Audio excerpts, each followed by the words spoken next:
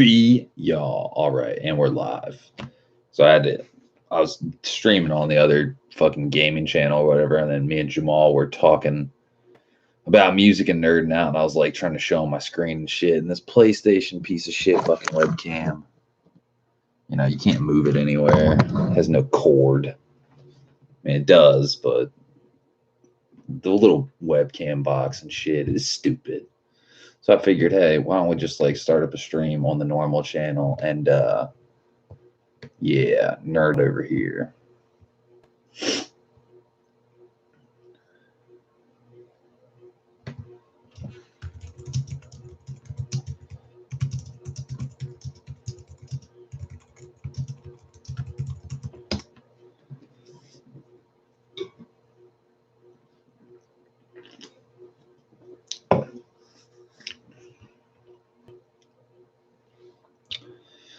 But yeah, we've been recording new music, so that's been the focal point of tonight's music conversation, just like talking about the recording environment, trying to make it as fully functional and accurate as possible. I've had some issues the past day or two. I had a new issue today that was quite weird.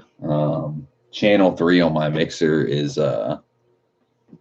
my microphone, my vocal track. This little PG48, not the boundary mic behind it. That's also used for vocals sometimes because it's way more sensitive. But so basically, channel 3 is my vocal, right? Channel 9 is when I plug the headphone of the computer for superior drummer sound into the recording atmosphere. That's channel 9. So here was the weird thing. Today, I had my vocal turned off. I'm saying it wasn't even like unmuted or added to the main mix or anything on the Mackie. So I had the mic is muted, right? But I could hear it like it was on. And it was piping through somehow, some way. It was piping through the fucking recording on Logic through channel 9, like the computer sound. But it was like the input wasn't on. It didn't have an input, if that makes sense. I was like, what the fuck is going on? It's like almost like making a feedback loop, but it wasn't feeding back. You could just hear it. So like little shit like that. Like I've never had that happen before. Then I record my vocals and during the jam and they're just gone. Like I could hear them on the Mackie, but they didn't record. I mean, it recorded a waveform, but it wasn't a waveform. It was just a flat fucking bar. So that's kind of what happened with today, the jam sesh. Oh, but shit, what I was about to say was okay. So if you look at my recording, here we'll get nerdy. Okay, so back the webcam up. So we've kind of talked about this before. So this is the blue is audio, and the green is fucking MIDI. And Jamal says, "Yo, you need new microphones, dude." I've had this PG48. They're working. They're getting levels and everything. I've used these for like a bajillion years, and like they never like fail me. But now they're starting to fail me, but not all together. It's not like they don't work. It's like I have no clue, man. I think it might be my mixer or something. I have no clue. But anyways, so this blue right here, like here, I'll break it down for you. This green up top here, that's the MIDI guitar transmitter from the converter box. That takes your dry guitar signal, and what that does is it turns it into MIDI notes, monophonic ones, not chords, but single notes. Underneath here, this first blue one is my Strat wet direct sound. That's the direct channel for the Strat. Right here is the Strat M13 auxiliary direct. Basically what that is, that's the Strat going into the Line 6 M13 effect, multi-effect unit. Down here, this quiet, dead-looking motherfucker that's got like 2 spurts, 2 little waveforms, and it's just like a flat bar. That's the vocal. And then down here is the main mix. And the reason it's so quiet and doesn't look like much is because I have it set up that way. So this big ass waveform right here gets summed down to this because it's the main mix. If you think about it, you wouldn't want it to look exactly like this, because then if there were 16 instruments in this main mix, then it would just be clipped the fuck out. You know what I mean? So you want to make the main mix version of this very little, so when you make the main mix, it's all blended, you know, so it doesn't hog the mix. So basically where we're going with this, so let's say, let's zoom in a little bit. You're about right here. So here's your MIDI notes up here. This is the guitar being played. Yeah, compressed down into one mix, exactly. Kind of tame it down so you can stuff a bunch of stuff in the mix and not hog the mix and go over 0 dB. Because like if you look at, let's say you play like right here, you play this, we're at about maybe -6 decibels. So we go back like 407, and you play the main mix, listen to how quieter it is. But it's still there. So we're going from like -6 dB to about -19 or 20 dB.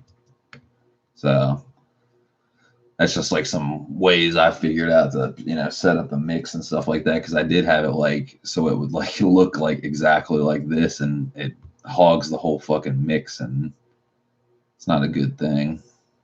That's only like necessarily for like when you have a bunch of stuff in a main mix for the first take. Like if I were just doing these like singularly, I mean, you could bump it up some more, but you have the direct levels too, so it doesn't really matter. But okay, so where we're nerding out is so this is our MIDI data, right? So what we can do is hold our, I think it's shift and drag down, or is it option?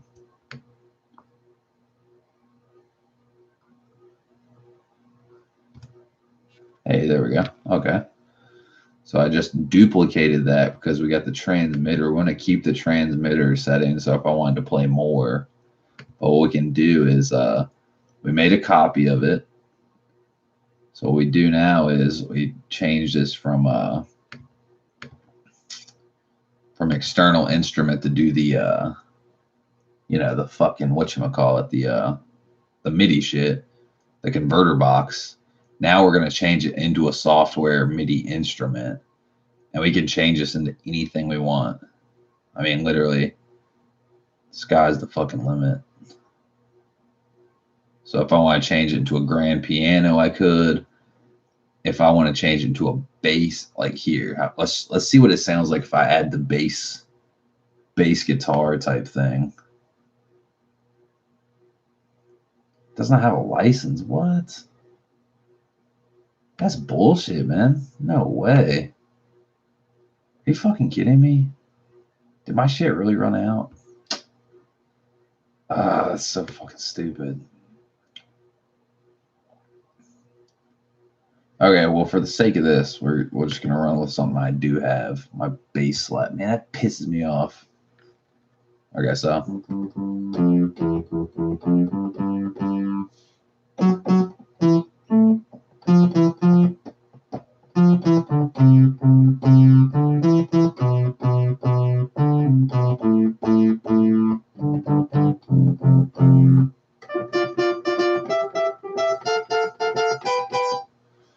That's like a factory one. Jamal says getting the audio engineering right is just as important as being a great music. Dude, definitely. Because you could be the best musician in the world and you have a shitty recording. That shit is fucked. Razor bass. Let's see what that sounds like. Okay, that's not gonna work. I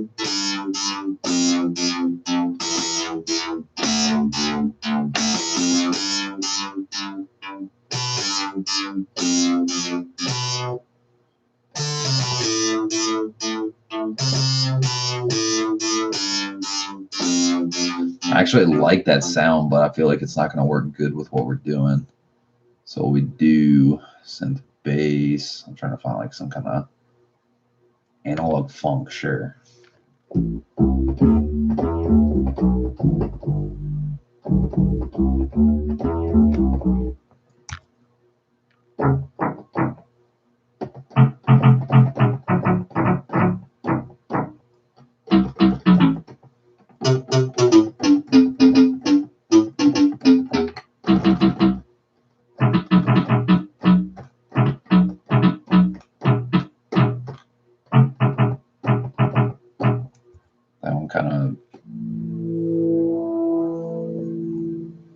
That one has so much sustain, that one's not going to work.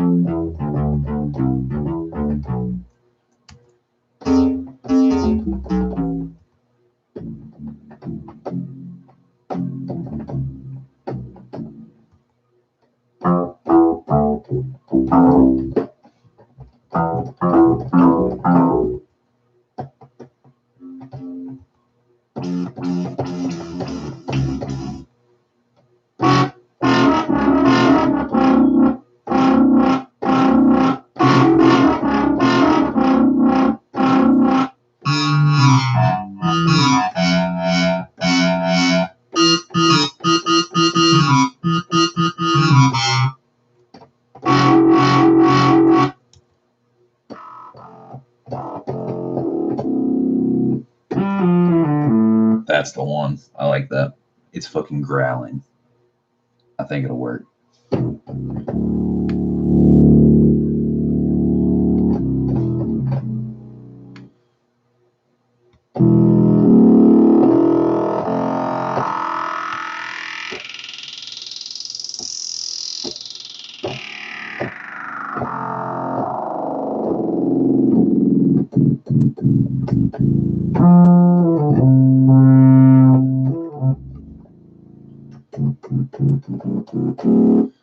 Okay, so basically, we found our bass. I think this one's going to work good.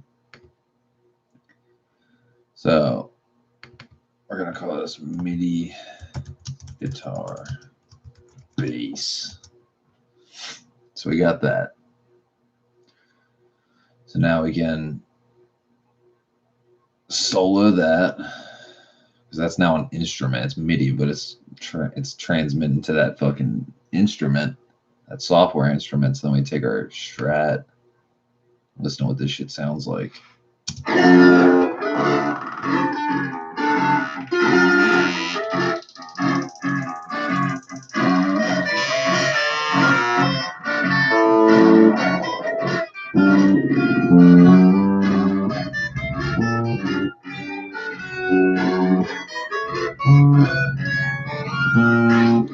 Hold on, I know what's going on here. We have the loop going on. The loop doesn't affect it. It's only dry playing. So what I would do is find, like, let's jump forward like a little bit.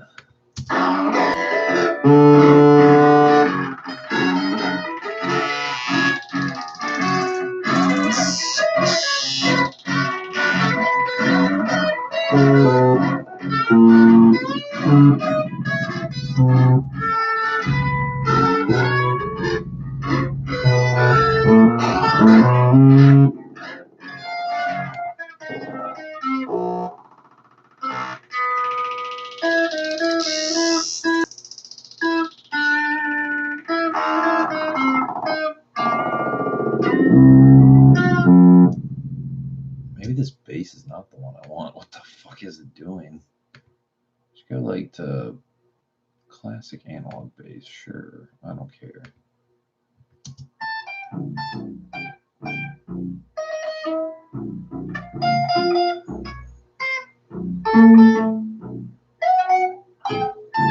Yeah, see, that's a little bit.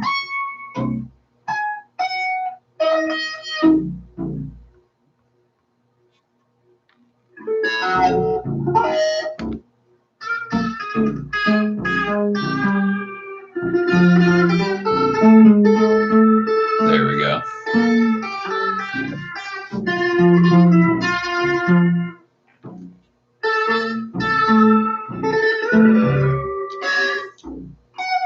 Usually it plays like more accurate. I don't understand.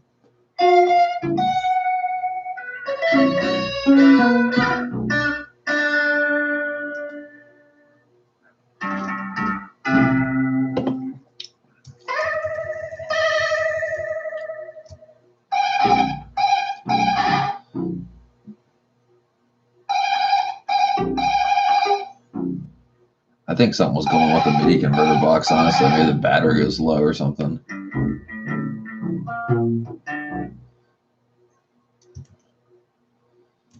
So we look like, right?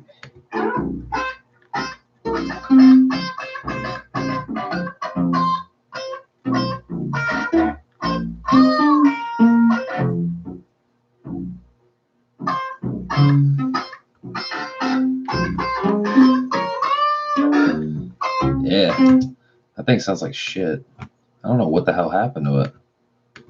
I think I had a freak out or something, so. Wait, cancel. Hold on, let me look at this shit.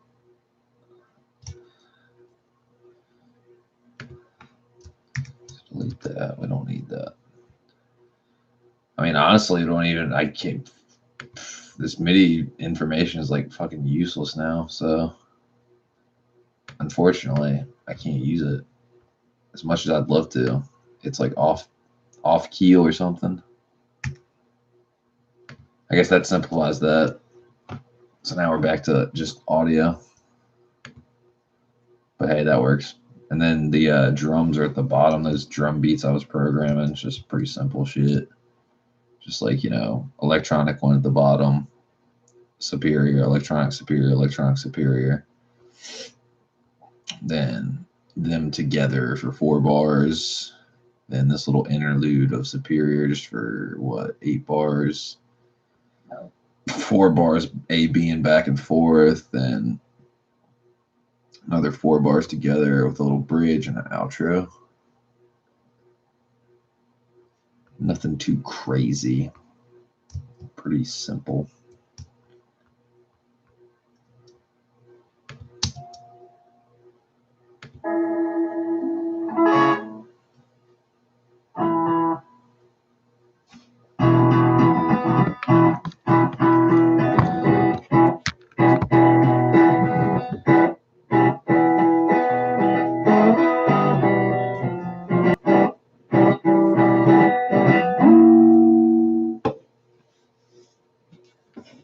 Yeah, that's some mean sounding effects.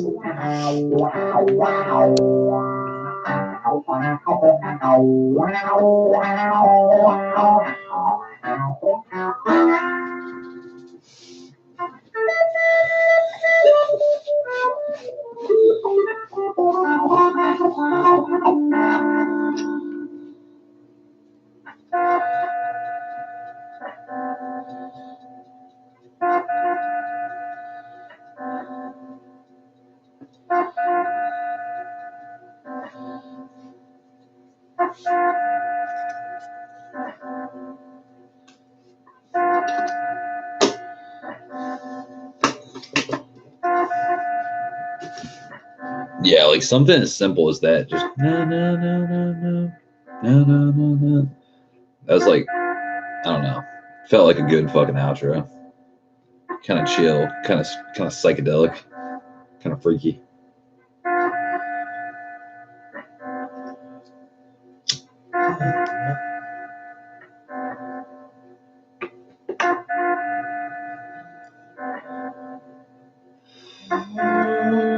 See, now towards the end, the vocals like kind of working.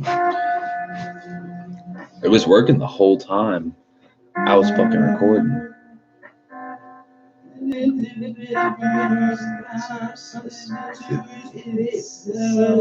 that was the shit that was going on like the whole recording. It's like some crazy reverse of like vocals, like John Frusciante solo shit. Except I can't sing that good, but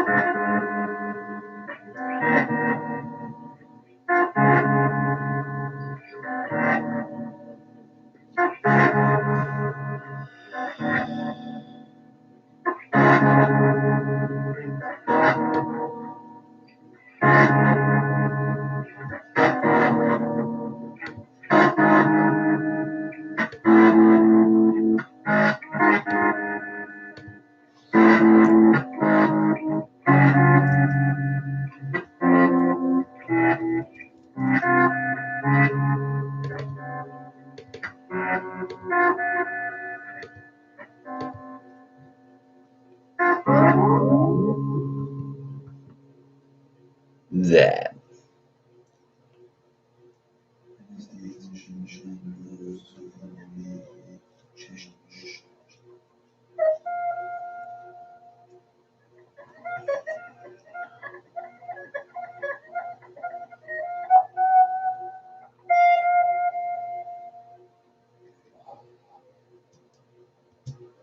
That's pretty much the gist of today's like little jam session, whatever you want to call it. Expression, exertion, jerking off. I don't know. Jamal says, yeah, cool outro. Working through the headphones while recording, the mixer wasn't picking up the full input. No. Like, right? Here, I'll show you. Fucking on the Mackie, I swear on my life. You see where the meter is? Right here. Number 3, when you get this bitch unmuted and you put it to the main mix, it had a fucking good ass signal. That was the crazy part. Like, I don't understand it at all. Like, not only could I hear it through the headphones, like just on my headphone mix, but I'm saying like to the main mix, that's like, see the way this mixer works, you got your 4 buses and you got your main mix. So the control room, you could pipe the control room to like an actual control room, but like it's really like it means headphones, your output. So you have for the control room, you have your tape input, sub buses 1 and 2, and sub buses 3 and 4, and the main mix. So when I listen to the control room, I click all 4 down just to do it. You know, just main mix, sub 1 and 2, sub 3 and 4, and the tape. Nothing's in the tape mix in the input, but so you turn your headphones up, you unmute 3, and you press the left and right button at the very bottom to assign it to the main mix. Or if you weren't trying to assign it to the main mix, you could hit 1 and 2 to monitor it and just get the direct level, or 3 and 4, and same thing, get the direct level, but it's not in the main mix, but it doesn't matter. I always put it in the main mix anyway, just sum them together. But it had, you could hear it, you know, it's fucking crazy.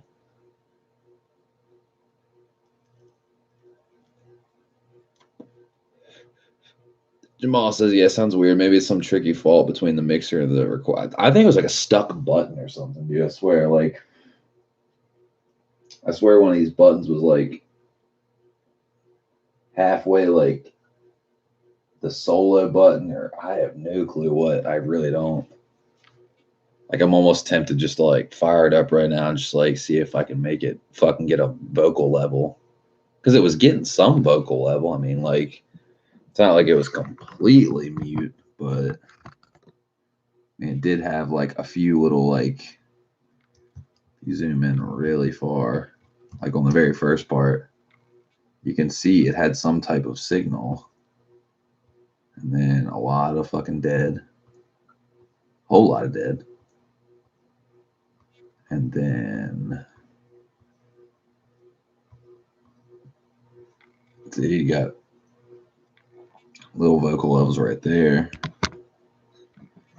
But very odd behavior for, very odd. Doesn't make sense.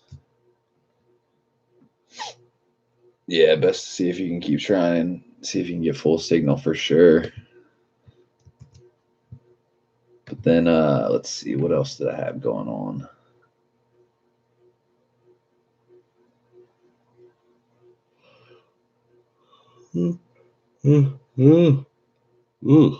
Fuck.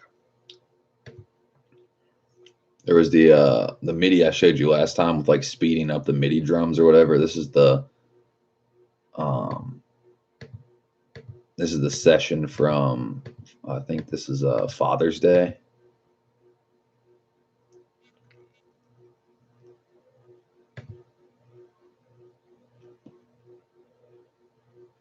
So you got, all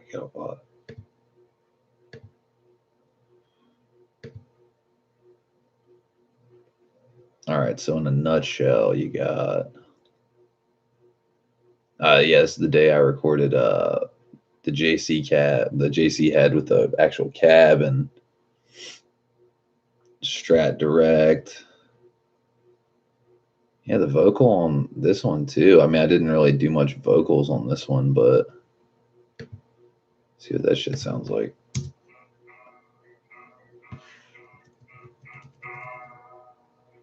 I don't think I was singing on this. I just like had the vocal mic set up. Yeah, you can hear the guitar mic. I mean, yeah, like the guitar amp through the mic. So it's definitely getting signal. It's fucking weird, dude.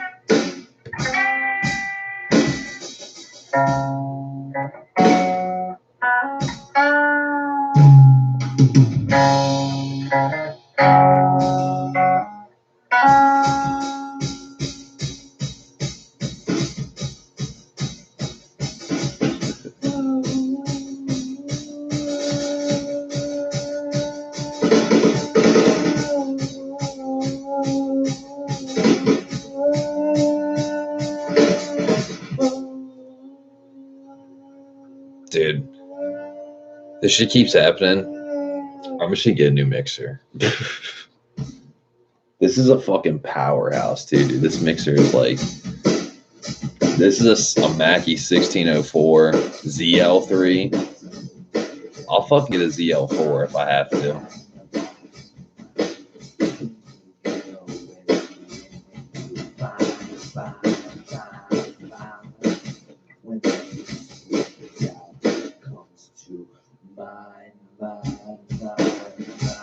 Yeah, you can hear it more in the old the report from Father's Day. It's weird.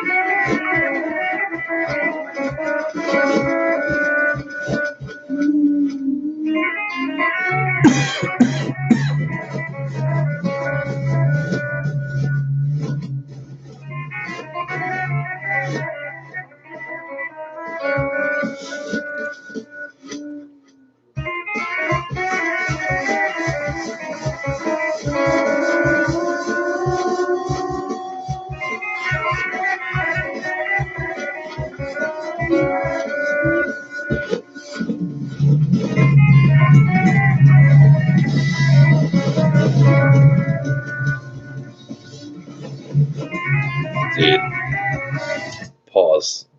Hold that thought. Every time I listen to my music, like it doesn't seem like much when I'm doing it. Like, well, let me take that back. When I'm doing it, it sounds pretty cool, right? Like I'm like, yeah, it sounds cool. I'm glad I recorded that. Then I'll go back and listen to it and I'm like, huh, doesn't sound as cool as I thought. Maybe I'm a perfectionist, I don't know. But then like I'll go back and listen to it days later after it happened. This is like Father's Day. This is like fucking a week ago, however long it's been. Like, yeah, pretty much like 8 days ago. Or no, it's been exactly a week. Fucking but yeah, the shit sounds like it sounds different now. It's sunk in and it's like actually does sound cool. Jamal says, how much will you need for a new mixer? To come to find out, I've completely forgot how much the VLZ4 cost. Mackie 1604 VLZ4. Let's see. If I could find, see this, I bought this one used. You know what I mean? So if I were to buy one from Sweetwater, and I might be able to like get them to hook me up on a deal or something. Because I used to buy a bunch of stuff from Sweetwater, so they would like hook it up. The one from Sweetwater is $1,000. And I mean, this thing is. Here, I'll show you. See, you see what this one looks like, right? And this is the BLZ3, and it's totally a fine mixer. But this one right here is a fucking powerhouse, dude. It has like better preamps, and it's essentially the exact same layout. But the thing that's nice about this one is what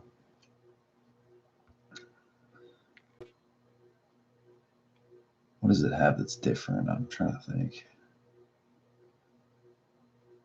It's got negative.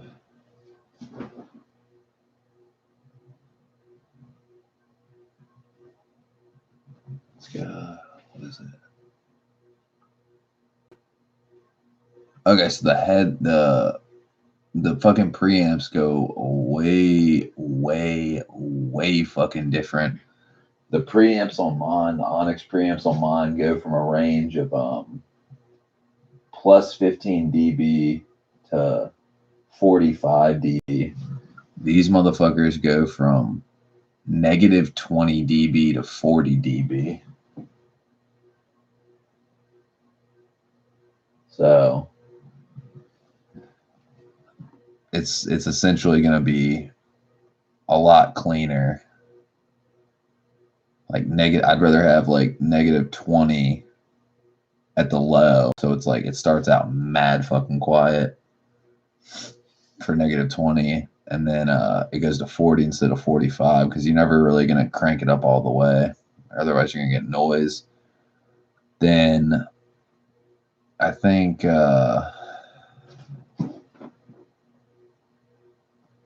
under to 8K. This section here, the EQ section, is like essentially the exact same.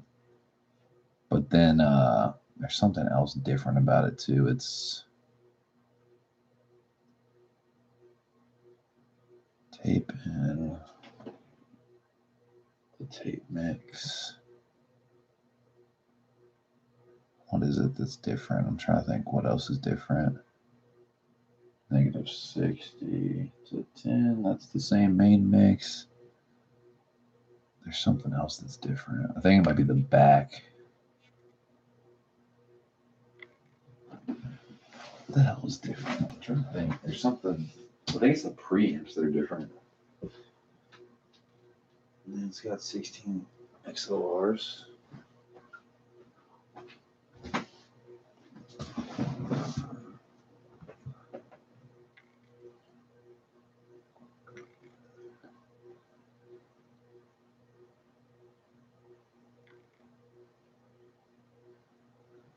Onyx mic preamps. It's got 8 of those, 6 of those. Yeah, honestly, I think it's just the preamps that are different. It's like better quality preamps or something.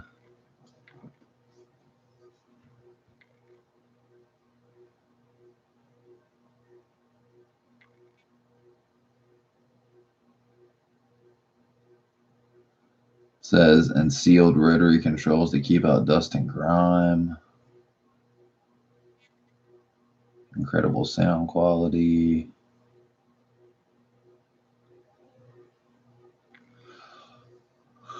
I'm trying to think what the hell. Let's look something up. Mackie VLZ3 versus VLZ4. Let's see if there's something I'm missing. Oh, and also Jamal said, is that a reverse sound effect on the drum? Sounded really great. Yeah, it was getting piped into the Line 6 M13. That was actually an accident, which is, pretty awesome.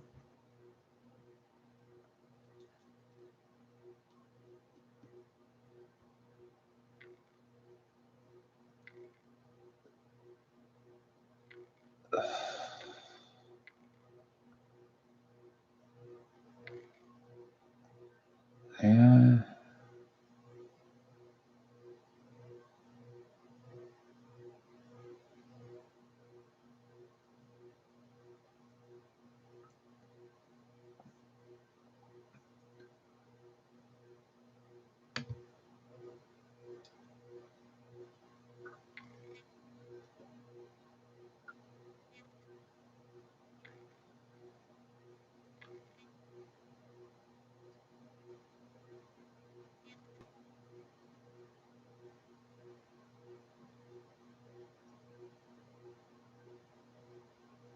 Wait, are my preamps different? Huh.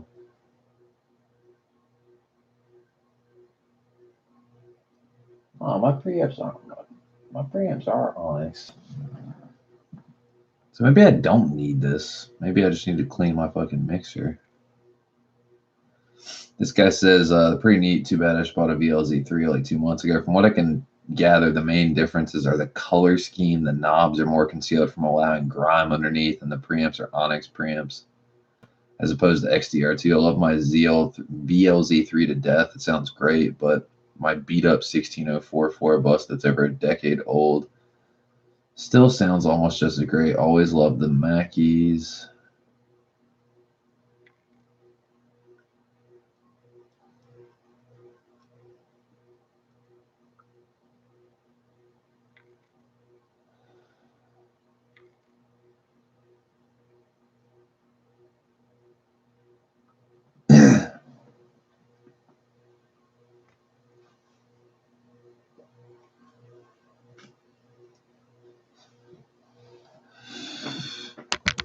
Yeah, that's kind of ironic because like if there's no difference between the VLZ3 and the VLZ4 other than color scheme and the knobs keep out grime. I mean, these knobs on this fucking mixer keep out grime fine. It's like the buttons, like these little clicky buttons and the faders that you really have to worry about.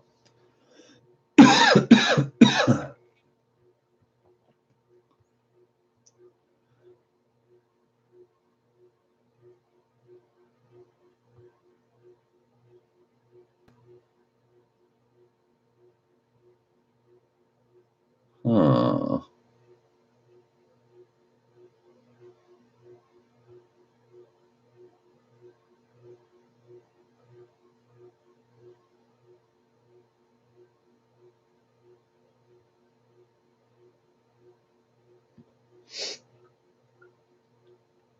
Jamal says if you had the right equipment and were able to accurately record your music to how originally intended, you potentially could send shockwaves around the world, dude. Like dudes like Omar will take notice and possibly collaborate in the future, dude. Don't say that. I'd be so scared. It'd be amazing to record with Omar, but at the same time, I'd be like fucking frightened. I'd be like, what do you want to do? Am I doing it okay? Nah, that'd be awesome, dude. That'd be a fucking unicorn horn come out of my head or some shit.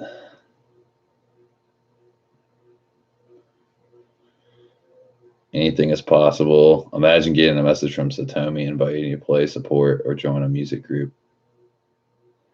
Dude, I'd be like, yes, please. Be like, yes, and thank you. That shit would be mind blowing.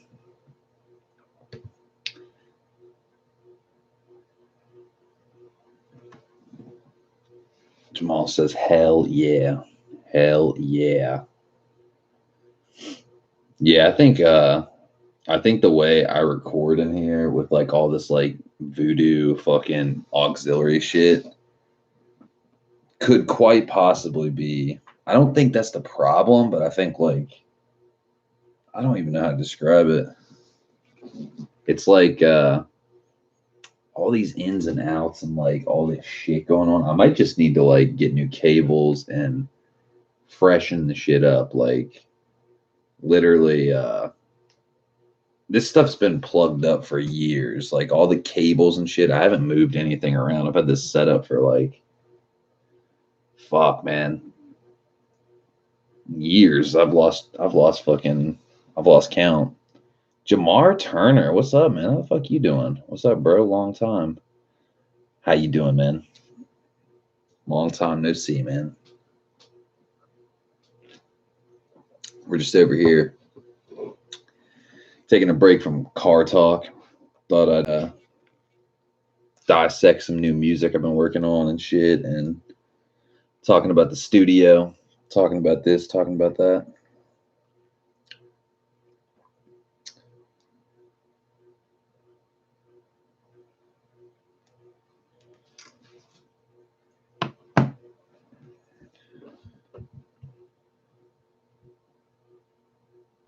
Trying to see.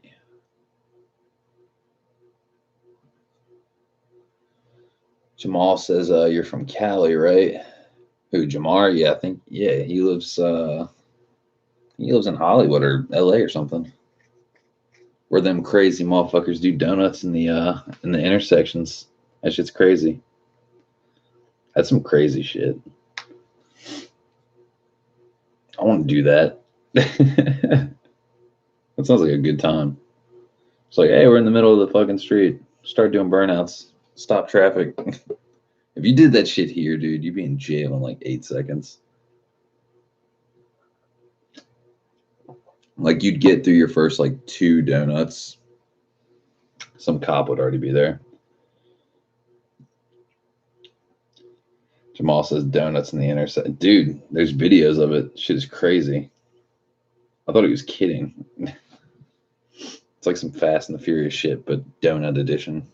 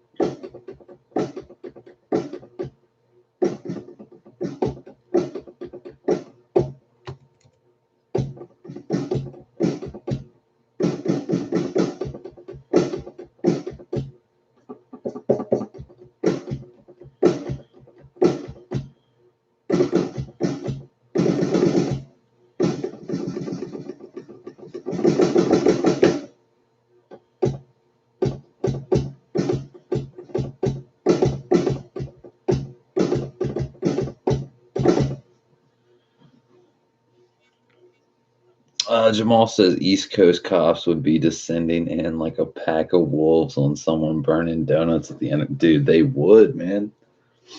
Like people out west and like people in like the Midwest and like places where there's like less cops.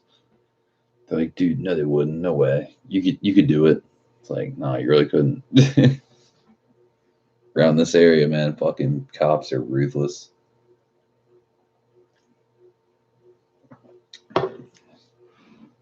Ruthless.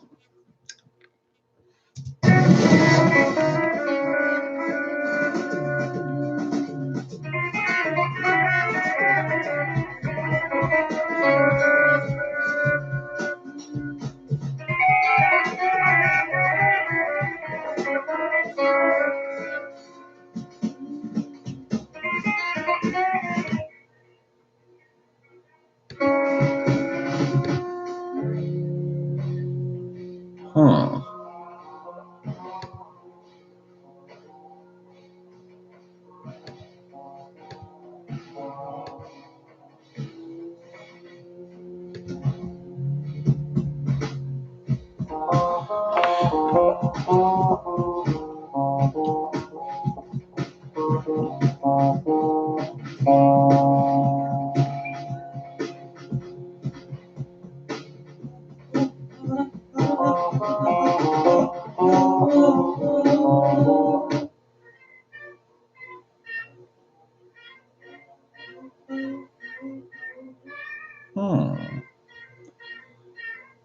That makes no sense.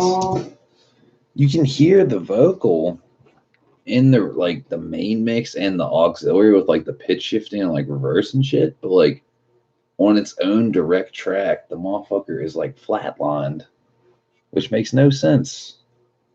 The fuck is going on? Because you literally have like the vocal, like I don't know, I've explained this before, but 1 and 2, 1 is loopers, 2 is the line 6 and 13 unit, and 3 and 4 is the stereo lexicon reverb. So like on my vocal, you have the loopers at 12 o'clock, so that's like 0 dB. So you're getting full signal of the looper, so it loops the vocal. Then you got bus 2, which is at 0, so you get full signal of like pitch shifting and like crazy shit from the line 6 and 13. Then 3 and 4 are the lexicon, and you don't gotta turn those bitches up hardly any. You know what I mean?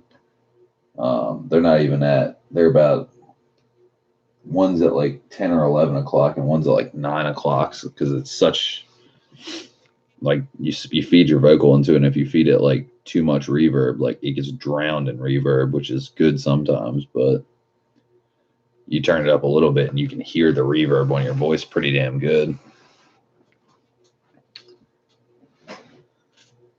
Jamal says that's a tricky glitch to figure out. It doesn't make sense why it would do that.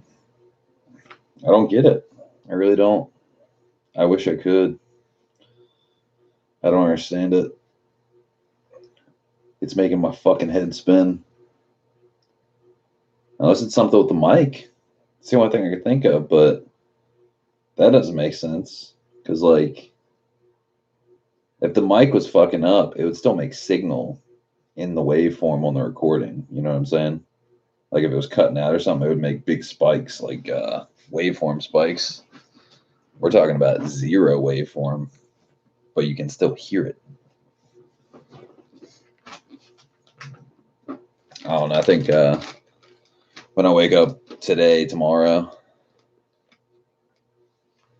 Jamar is back. He says, sup, got rear-ended. A chord is done. Damn, dude. I'm sorry to hear that, man. That sucks, man. That fucking sounds like 0 fucking fun.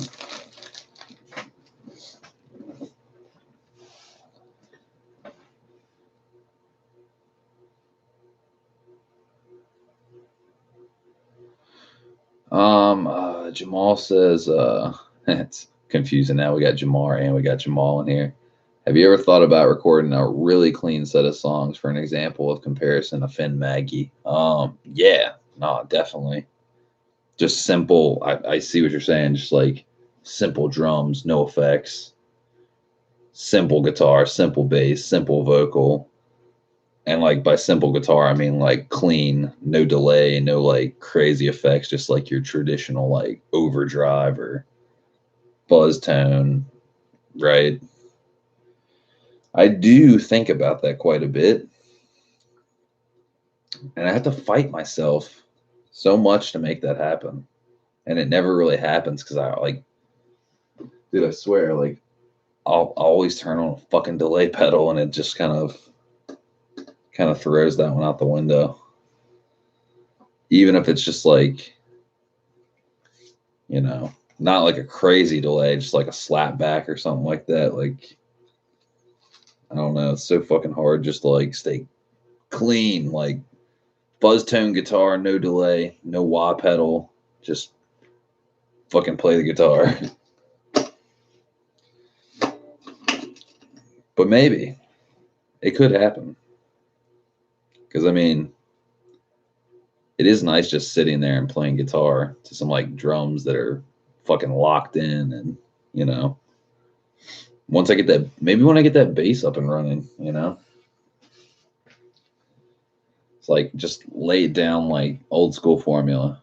Fucking drums, get some really fucking good hooks on the drums, hear a song in my head or something that I'm conjuring up, play the drum track, lay down the bass, get the bass and the drums real tight, lay down guitar one, lay down guitar two, sing a fucking song, mix and master it.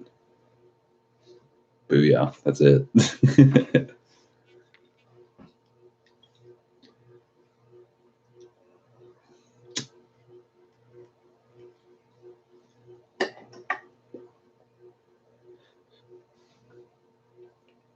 Yeah, that's a really good example of Finn Maggie. That's like not like any other Deerhoof album they made to a degree. There wasn't a lot of like, if you listen to like old school Deerhoof, like it's super thrashy, kind of like lo-fi. And I remember the first time I heard a Finn Maggie, I was like, they sold out. That was like my first.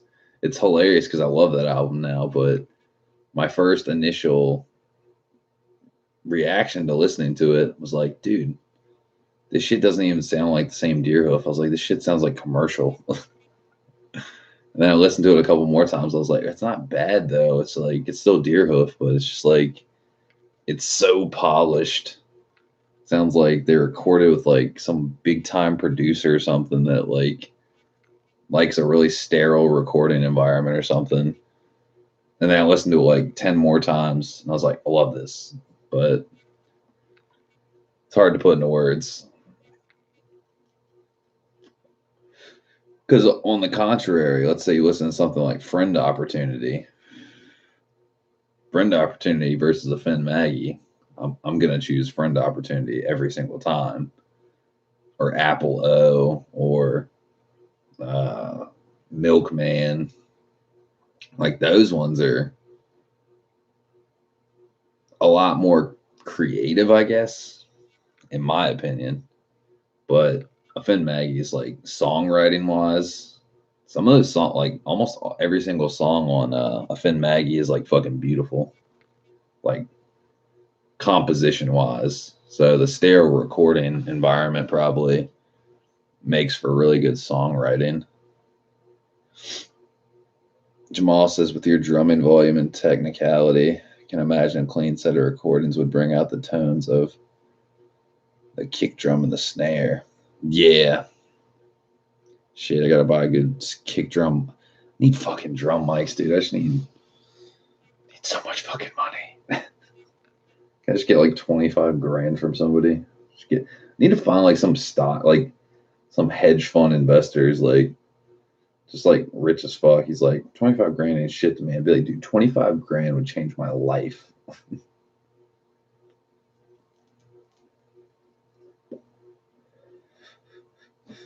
That should be nuts. Like, even if I just put like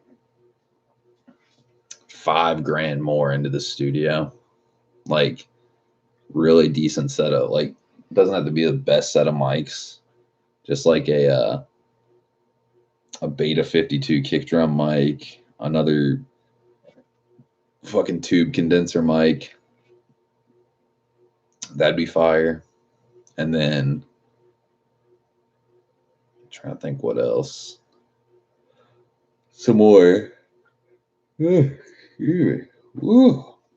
Some more like, fine tune mechanic type shit and a Parker Fly MIDI guitar.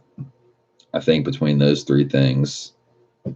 And a DW kit, actually. Yeah, I want a new drum kit. If we're getting $5,000, I'd probably get the drum kit over the Parker Fly guitar. I know that sounds crazy, but man,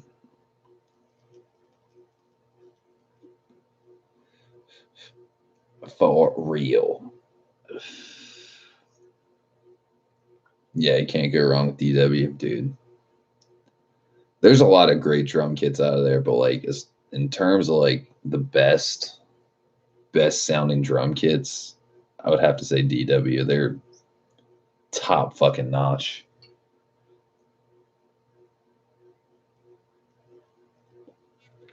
But the thing about being a good drummer is you can be on an all right drum kit and it's about what you play, Like Deontay Parks, he's not necessarily using like nothing but DW drums. He uses like Ludwig drums. He uses like fucking Slingerland drums, like all kinds of different drums. I've seen good ass drummers using like pork pie drums or SJC drums. I'm trying to think what else. I used to have this Spawn snare. I wish I still had that snare, dude. That snare was like Zach Hill land. It was a 13-inch snare drum, which is pretty small. It's not like super small, but it's a little bit smaller than standard snares. It was made out of acrylic and it was Coke bottle colored. It was like a baby blue Coke bottle colored snare, acrylic that you could see through. And on the body of the acrylic, it had two cutouts. It had two vents.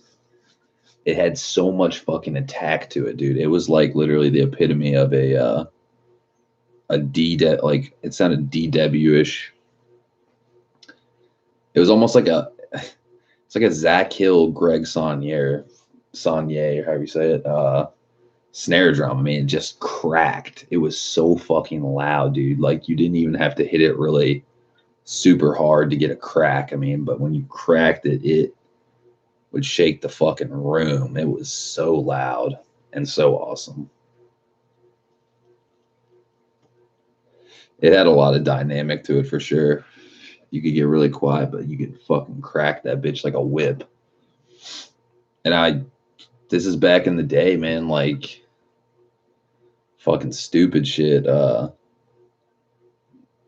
Yeah, like it's even hard to talk about. Like, dude, I wish I could go back in a time machine, all the stupid shit I did over the years. Because back in the day, like, being like a drug addict, to say this for the lack of a better term, that's just being super, super honest, super blunt. Man, I used to pawn my shit like so much.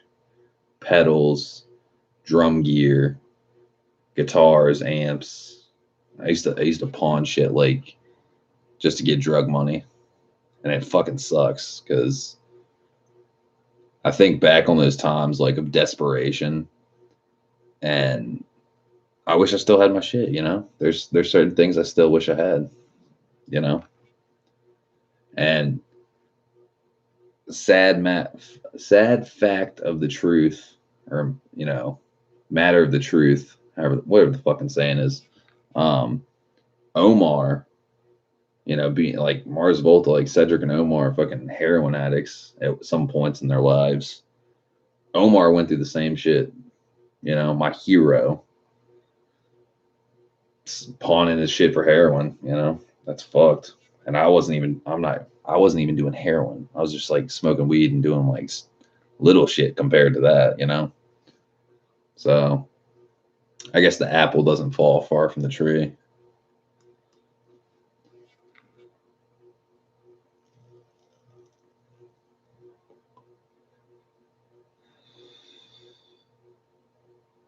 Jamal says, oh, the see-through acrylic drum's dope. Pork pie snare. Yeah, pork pie. That's like my fucking seat right here. My fucking, my throne. Pork pie. Comfiest seat in the world for drums. That's like probably the most expensive fucking non-musical musical item I've ever bought. That fucking drum throne was like 200 and something dollars back in the day. I was like, but it's so comfy. This is the one. Jamal says Adderall is a very popular musician sub. Oh, dude. Shit, for almost a year and a half, I was taking that shit every day, you know? And just recording like it was going out of style. I mean,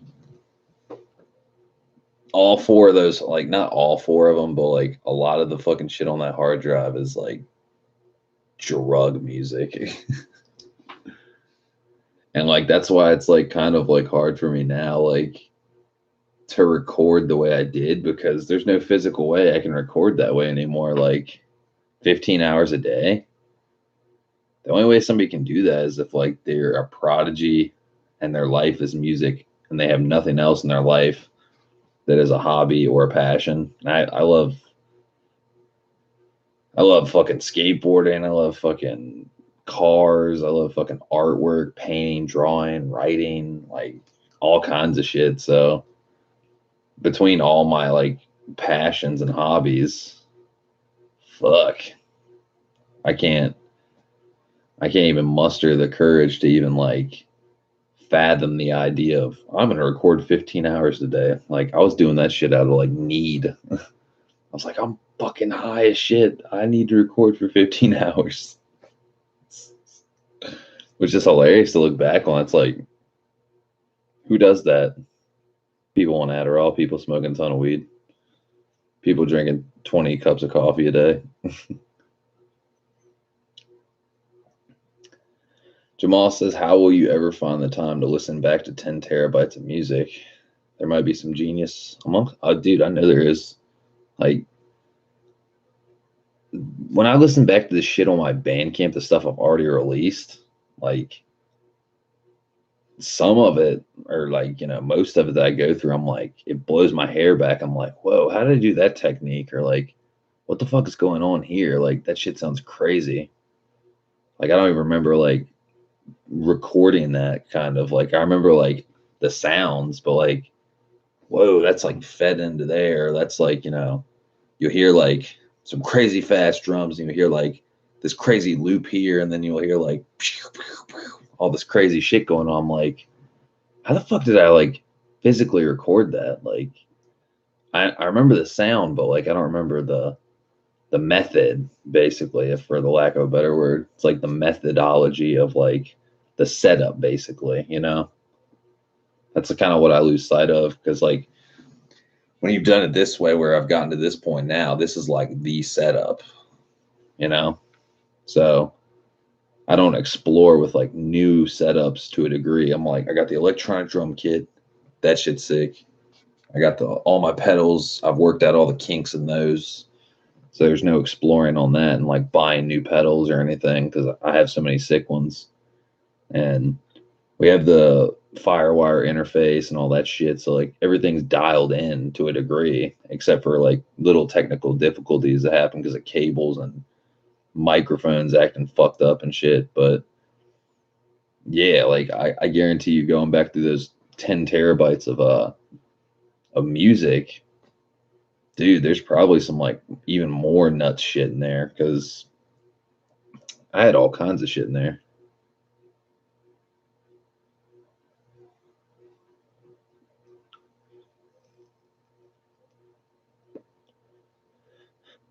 Especially the drum tracks, dude. Like, I remember being on Adderall and just like ripping, like fucking like out, like to like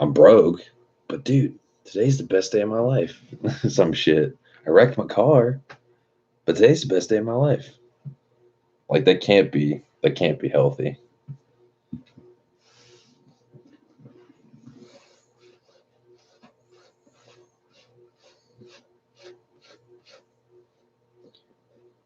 That's so true. I know exactly what you mean. Yeah, for real though.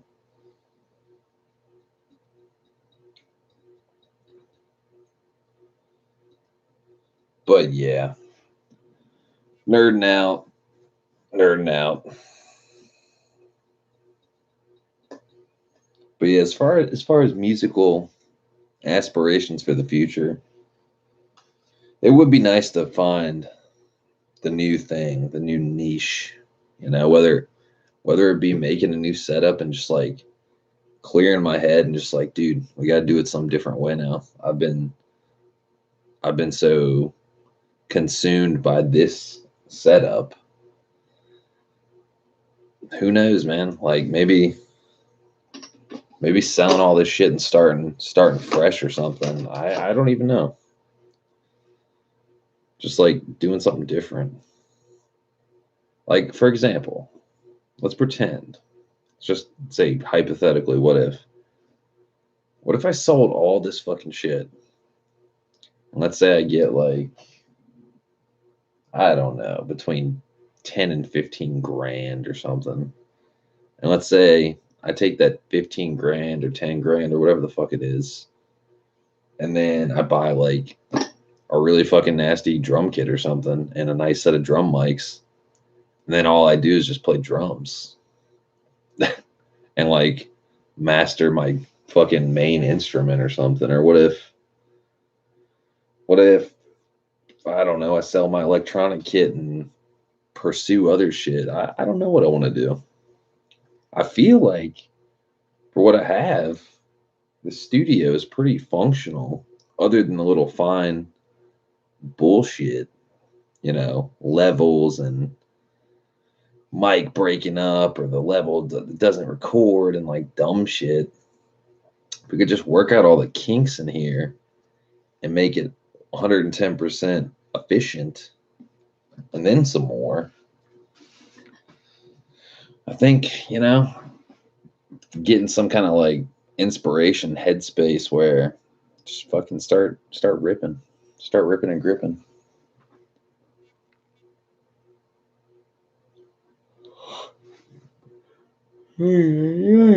Fuck. I don't know why I'm so tired. I mean, it is like 2:45, but still, I woke up like almost noon today. Jamal says you got the ability, just a matter of putting it all together. Will be some crazy dope as fuck. Music, I believe in your musical ability. Well, thank you, man. I appreciate it. I'm glad somebody does. You're one of the very few.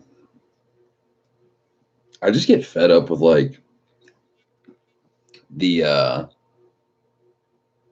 the repetition of the music industry and the repetition of like how bands form and like what they play. I'm not talking about all bands. I'm talking just about what's popular. Because Deerhoof, this is the funny part. Deerhoof, they're not even considered a critically acclaimed popular band. There's some underground shit. You know what I mean? Like, yeah, they have a following. It's like a cult following. It's like maybe less than 10,000 people on the planet like Deerhoof, something like that. I don't know what the exact number is, but Miley Cyrus on the other hand has 8 billion people that love her, which I don't understand how the fuck that's possible. Or Katy Perry or Justin Bieber or fucking Jonas Brothers and all this fucking bubblegum pop shit. That just goes to show that like music, when we talk about like, what people think is music, is shit. And expressing an originality and uniqueness is like a fucking plague. People are like, no, I want you to sound like Drake. No, you need to sound like fucking Takeshi 6ix9ine or some shit, some stupid ass fucking shit. That's basically a trend fitting into a mold. Oh, you got to be auto tuned. You gotta talk about sipping lean and eating codeine pills and fucking doing some dumb shit. How many blunts you smoke a day and fucking Bugatti, Maserati, Ferrari, blah blah, whatever the fuck. My chain's bigger than your chain, whatever the fuck that shit is. Can't stand that shit.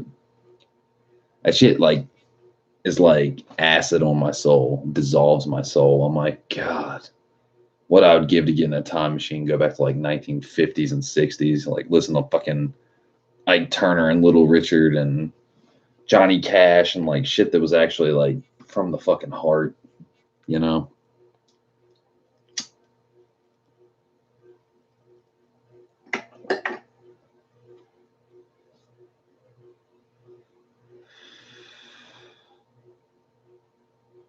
True story, best to do your own thing, fuck mainstream bullshit music.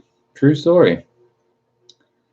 But like my point with that being is like when you said you believe in my ability or whatever, like it even one person it makes a difference. Like, I totally am like grateful that even one person gets it. But imagine if 10 people got it.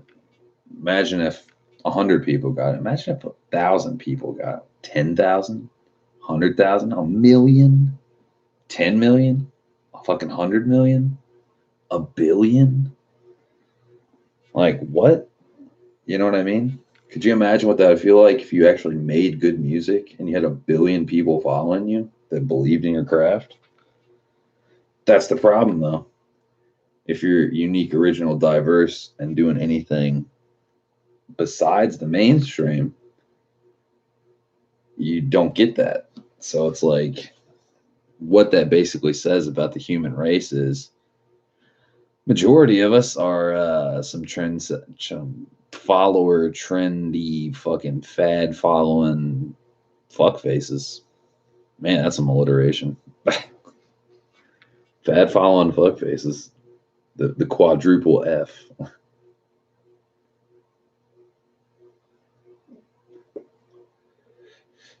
And it's ironic too because like let's say you're having a conversation with like somebody you don't know and you tell them what you're about and you're like, I like original music, I like diverse, I like to get as much diversity in my musical taste as possible, I like new shit, this and that. And you break it down, so like you're talking about like Mars Volta, Zach Hill, Deerhoof, Venetian Snares, crazy shit, right? But it's diverse as fuck. There's no other bands like it. So then like you break down your spiel to somebody you just met and they're like, "Oh yeah, me too." So then they put on like fucking Drake or something, or Kid Cudi or whatever the fuck, some shit that's like top 40s. I'm like, it's like, so basically you're a bullshitter. I was like, I thought you said you like diversity and uniqueness and all that shit. And basically what it comes down to is that's all they know. These newer generations, like 20 something year old kids, 18-year-old kids, whatever the fuck, they don't know good music. They've never heard good music in their life. They grew up into an upbringing of bile and shit in a cesspool, a big melting pot of like fucking trash, dude. They didn't grow up with Jimi Hendrix. They didn't grow up with fucking Cream. They didn't grow up with Pink Floyd. They didn't grow up with Led Zeppelin or anything that even resembles redeeming qualities of a real rock and roll band, jazz band, punk band, funk band, classical music, fucking anything, Like they're just auto tune, same trap fucking beat, same fucking lyrics, same fucking clothes, same fucking everything. It's fucking discouraging. I'm like, dude, you're not the audience I want to play to.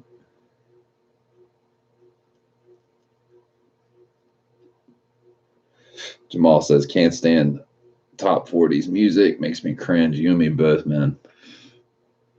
I refuse to listen to the radio unless it's like classic rock or like some oldies, like 50s and 60s music. It's the only shit I can even begin to stomach. When I hear this auto-tuned country music that's basically like white people's like bad hip hop, you know? Fucked her on a tractor, blah blah blah blah blah. Shit is so stupid. I got my big truck, I got my big butt, I got my mutt in the back. All that's dumb shit, dude. Were your parents musical back in the day? Here's the funny thing: nobody in my family plays music, like instruments. You know, there's no musicianship in my family. I think my uncle played a little bit of drums. First time I ever played a drum set was my uncle's drum set. He was just like a hobbyist type thing. Had a Sonar drum set, would play the same like beat. Wasn't really creative with it. It was just like a he liked playing drums because he had a drum set when he was a kid or something, and he bought a drum set when he got older and had it for like a few months. And ironically, I was there during summer vacation. He had the drum set, and I was like, "Oh man, you have a drum set?" And he was like, you know, teaching me like the basic beat, like snare on 2 and 4, bass drum on 1 and 3, fucking quarter note hi hats. I was like he played that just basic beat good and everything, like you know, but that was the only thing he would do, and he'd like put like a little fill in it. It was very like uh, linear, so it was just like basic, like you're painting by numbers or something. I was like, I always used to think in the back of my head, I was like, dude, there's got to be more to this, like creatively, like that's boring as fuck. So trying to think of anyone else. My uncle played like cello and orchestra or some shit. That's about it. No real musicianship. So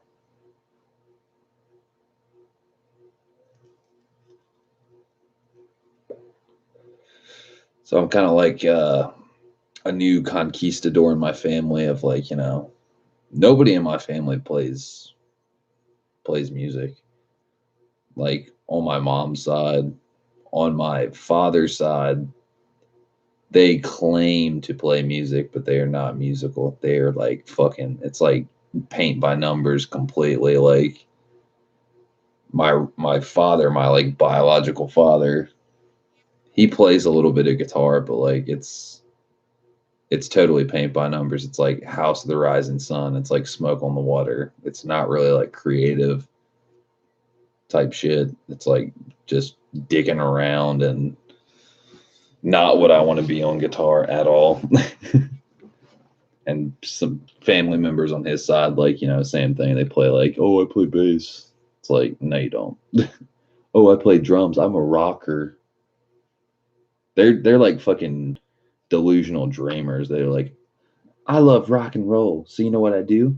I play the song I love rock and roll on the drums, which is essentially do do do do do do.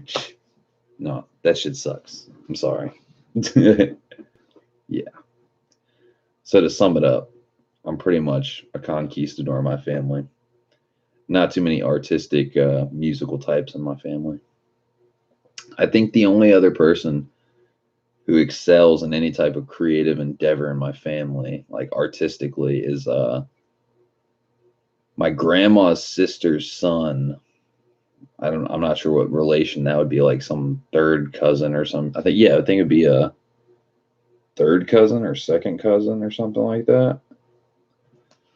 He is an amazing painter. I don't think he paints anymore, unfortunately, because like he's like, life catches up to you. You got kids, you got crazy shit in your life that happens, you have bills to pay. So he doesn't paint anymore like he used to, but dude, he used to paint fucking like I'm talking like pro level painting, like fucking Mona Lisa shit or something, dude. Like, but not like not Mona Lisa shit, like crazy, like I don't even know how to describe it, like crazy, like Viking women riding like flaming horses and like crazy shit, like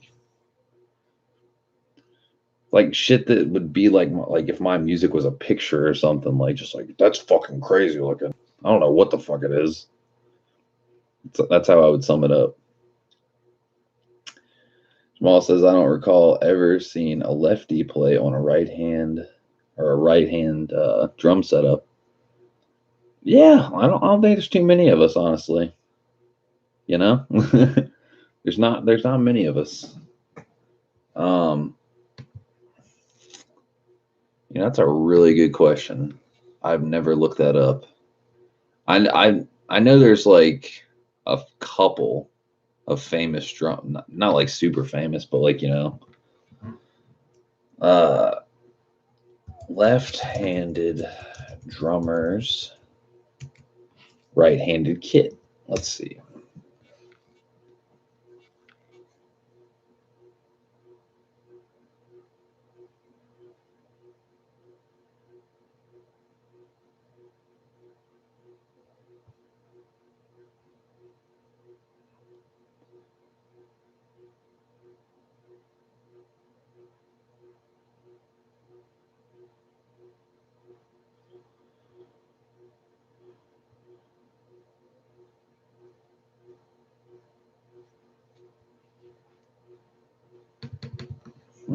List of left-handed drummers playing right-handed kit. Let's see. Let's see if it's even a list.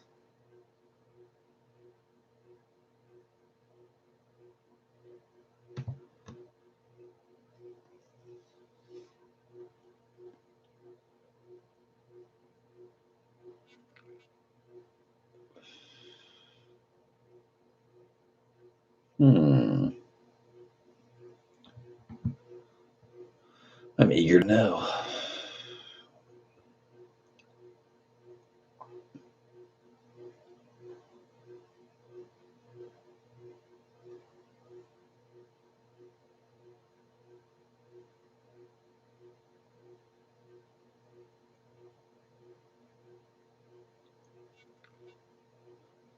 Jamal says use right foot for kick drum to kick a football, or would you use your left foot? If I was gonna kick a football, I would use my. If I'm kicking like a soccer ball or football or anything like that, I would use my left foot mainly. Like when I used to play soccer when I was a little kid, I would kick with my left foot. If I shoot a basketball, left hand. I mean, I could shoot with my right hand, but dominantly my left hand, my left foot. So that's why it's kind of ironic that I play a right-handed setup, because on a kick drum with your right foot, that's not my dominant foot, but it still feels more comfortable and dominant to me to play the kick drum with my right foot, which is really weird. And then the hi-hat opening and closing and stuff's with my left foot. And then, like hi-hat on your left hand and snare drum and tom. Well, I guess you're playing the toms with both hands, but like if I'm playing like anything with hi-hat and like snare and like alternating, right? Tom stuff like alternating like works really good. And like if you're playing like double cymbal or something like that, like I've never really had like I don't even know how to describe it. I've never even had an issue with like playing the drum kit. Like I'm lefty, but I'm playing a right-handed kit or whatever. Like I don't know. It just feels right to me because setting it up left-handed, like a left-handed drum set, like where your hi-hat's on your right foot, the hi-hat's over here, and you're playing cross. Um, that shit doesn't make sense to me. I can play it if I really needed to, but I can't play it the same way I'd play a fucking right-handed kit.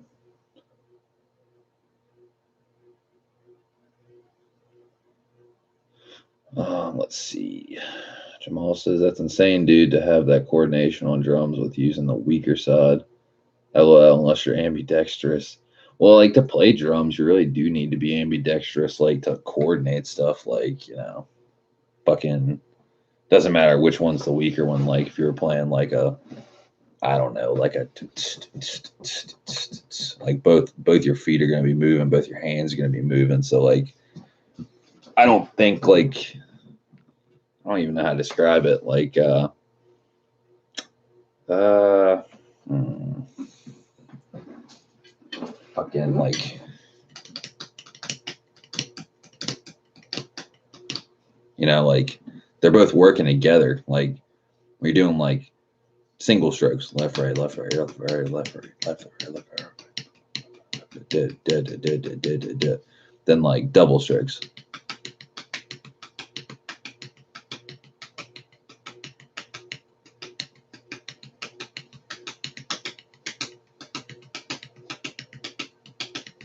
Right? So then like let's say like a fucking five lit, like a left, right, left, right, left. You could play it right, left, or right, left, right. So like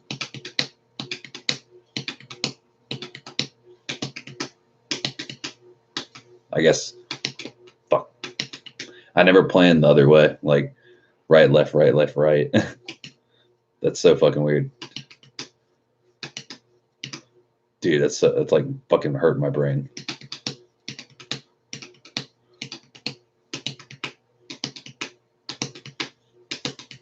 So I doing it the same way. I guess one's more rooted in fucking habit because I never play fivelets backwards, like right, left, right. I guess it's good to know I can do it, but shit, it's like going. Shit's fucking weird. But to answer your question, like, um, I guess I am kind of ambidextrous to a degree, but I wouldn't consider it like I'm not like Deontay Parks fucking ambidextrous, like where I can be like, and then like be like doing some like crate like. See,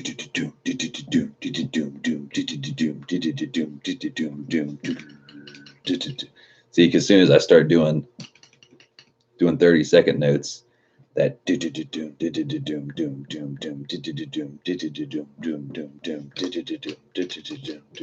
it's like my fucking brain wants to do the on the fucking that like it's hard to put into words. So you're supposed to be going just like that, 30 seconds. Don't move them. Then you got to go.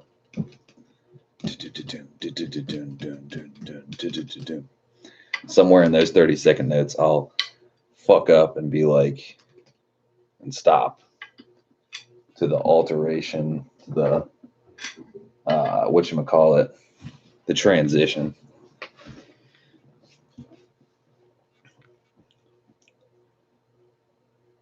Deontay Parks ain't human. He's beyond human capabilities. He really is, dude.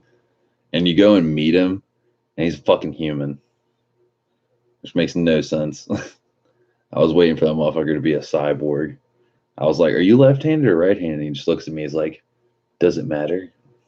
It's like, "What? Are you fucking with me? Are you high?" That man smokes a fuckload of weed. Like, how's that possible? How can one human be so dialed in music and fucking chief up and smoke weed? Every time I smoke weed, yeah, it makes me more creative, but it doesn't make me more like technical. You have to work so much harder to be technical and stoned. Like I think weed is only good for creativity and relaxation. That's about it. It's definitely not good for fucking superhuman capabilities. Like I don't think there was ever one time where I was like, I am stoned out of my mind and I can play perfect 30-second notes on my fucking hands and then play 16th notes on my fucking bass drum and then alternate those between the snare drum and the fucking hi-hats and like add crazy perfect fucking sound control in there. Like, no. I think all the times I was high, I was like, man, this jam is fun. This jam is so much fun. That was about it. Because, like, stopping smoking weed, like, just, like, makes you, like, analyze your playing even more and make it even better, which is crazy because that's basically what I'm doing now. I'm, like, having to learn. I'm having to relearn. I'm having to reinvent the wheel now because I was, like, so fucking high that literally I was like, my shit's sick. It doesn't need to change. It's perfect. I would have kept making. I would have. If I was still smoking weed, I'd probably have 20 terabytes of fucking songs. Taking Adderall and smoking weed and just drinking coffee all day, just like every single day, just doing like I'm not gonna say the same shit, but like pretty much the same shit, just like different variations of it. So yeah, you gotta find new ways to reinvent the wheel, you know? Because and ironically, one of my old bandmates moved back into town, and he's a fucking nut job. Unfortunately, because I would love somebody to play music with, but I'm not that desperate. This fool, this fool hit me up on Instagram and was like, "Hey, I moved back to town. Like, do you still play music?" I didn't say a word. I was like, "Let's see where this is going." He's like, "Yeah, man. Like, I wish so bad like I could come over and like fucking throw on the guitar and like just fucking warp mode the DD6 pedal and like blast off into fucking space. And, like, yeah, man. Like, it would be good if we were best friends again." I was like, thinking in the back of my head, I was like, motherfucker, I ain't talked to you in 5 years because you're a fucking nut job. I was like, you moved to Portland, you turned into a girl. Yeah, that's right. Got on the transgender bandwagon, apparently. And then he's like, oh, and don't worry about that gender thing. I don't care about that anymore. I'm like, dude, what the fuck is wrong with you? It's like literally, I was thinking in the back of my head, I was like about to just say that to him, just be like, what the fuck is wrong with you? I was like, you know what? I'm not even gonna answer this. I was like, this shit is this is big eye territory. Just you know what I'm saying? Fucking crazy ass people out there. Cause like I said that shit to him like back when he was like he's like, I think I want to be a girl. And I'm like, dude, you're not a fucking girl. It's like, what the hell is wrong with you? He's like, I just think I'm having a crisis. I feel like I'm a girl.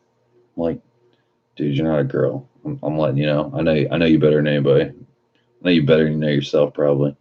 Like, you ain't a fucking girl. It's like you're doing this shit for attention. It's because you hate your parents. Dead ass. He's like, that might have something to do with it, but no, I think I need to be a girl. And he goes and moves to fucking Oregon and fucking stops playing music and just keeps doing drugs and acting like he's dressing up like a girl. And ironically, this is the part that's hilarious. Say, oh man, my eye's on fire. What the fuck? Ooh, god damn. Ooh,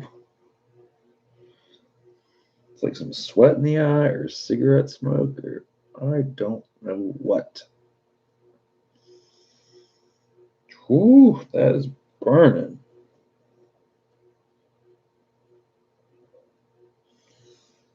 Let it air out.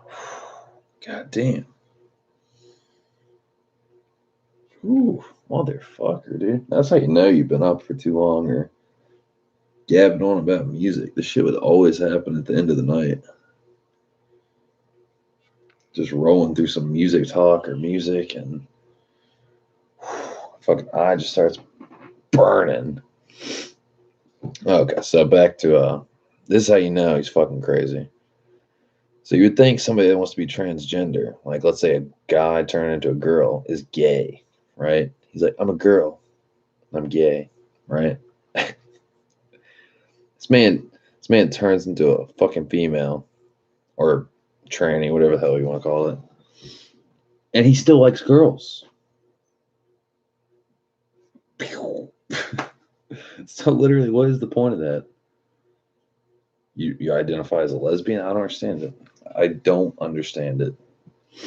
So literally, you know what I'm saying? In my opinion, it would make more sense if you were truly you thought you were a girl, you you'd be attracted to men, right? I would assume if you were truly a woman, you know, because like man and woman go together. I don't know. I'm just a dreamer.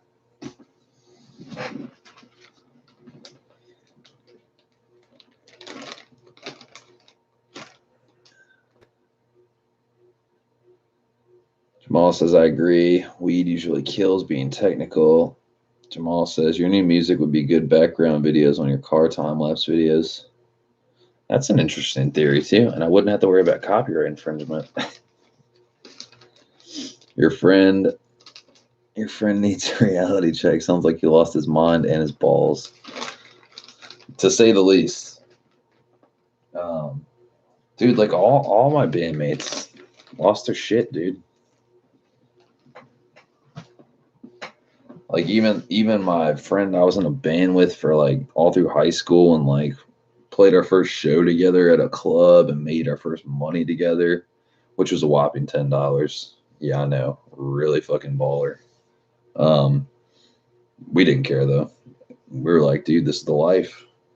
I was like, we made our first $10, man. Let's go to Little Caesars, get a pizza and a 2 liter of fucking Coke, and sit on the sidewalk and be like, dude, we made this money, fucking playing our music, right? He's lost his shit. He's a crazy motherfucker. He still plays music. He's touring in Europe right now with some band that's honestly not that great, but they have a big following, right? Goes back to the what's popular, not what sounds good. What's popular. So he's off touring in Europe. I have completely banished him from my musical and friendship life because he's a user. I don't smoke weed anymore, so he doesn't talk to me. So when he comes in town, he doesn't want to hang out because he can't get high here for free. So I unfriended him from any type of social media. If he tries to call me, I don't answer. I'm like, hey buddy, go get fucked. So it just goes to show that, kind of like the drug crowd you run with, like, oh, you think like weed people and like shit like that, they're fun loving people. Like, no, it's because they like connections and they like to get high for free. So if you have weed, they want your weed. And it's a cycle of life. Oh, they have some weed. Oh, they'll let me smoke for free. See, I'm about that music. I'm about that art. I'm about that real fucking human connection. Because I ain't about just using people for fucking drugs. I've been there. I've done that. It's not great.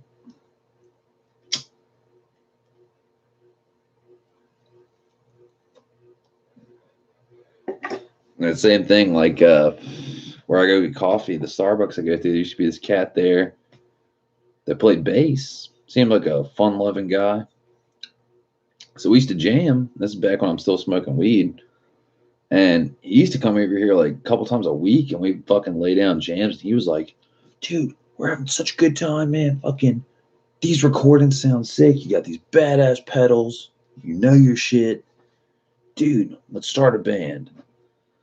So like his technical abilities weren't really up there, right?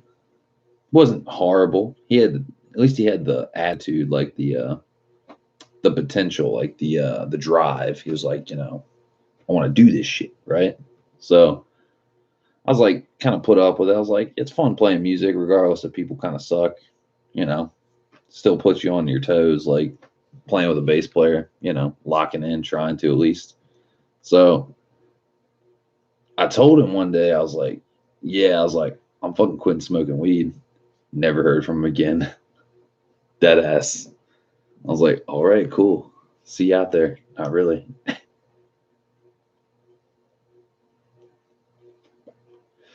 That's just hilarious to me, man. Like, people act like they're your buddy and they're not. They're your drug buddy. That shit is wild style. Oh shit, do we have someone else on the head counter? Who the fuck is here? If you're just tuning in, it's 3:16 in the morning, which either means you're on the East Coast and you fucked up, or you're on the West Coast and it's right around midnight. So, how's it going? We're just talking about music. We're talking about life. We're talking about friends, wannabe friends, shit like that. What's going on with me and my studio, what the future holds, and shit like that.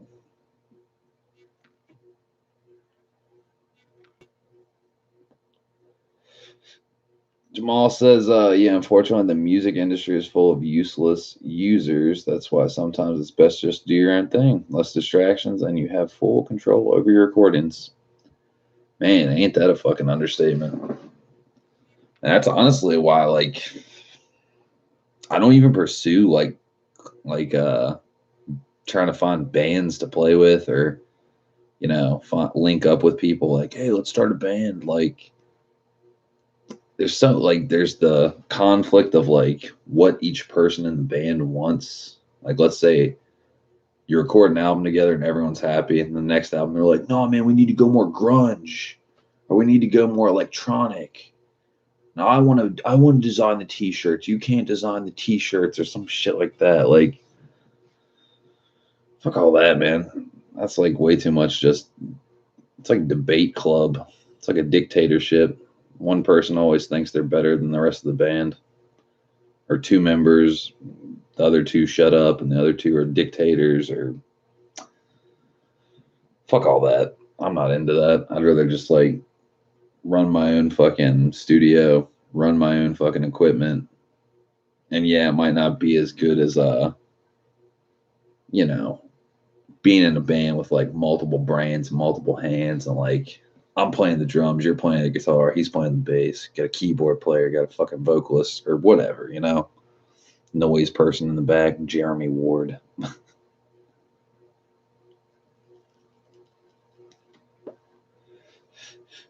It's funny because back when I used to like try to find bands to play with, that was like pretty much what I would like I would find bands that were like already bands. Like they already had a drummer, so I can't play the drums. They already have two guitar players, so I can't play the guitar.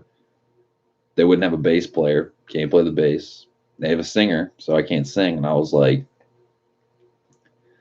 were like, you play keys? And I was like, well, like, what kind of keys do you want? They're like, we just need some like background, like kind of melody.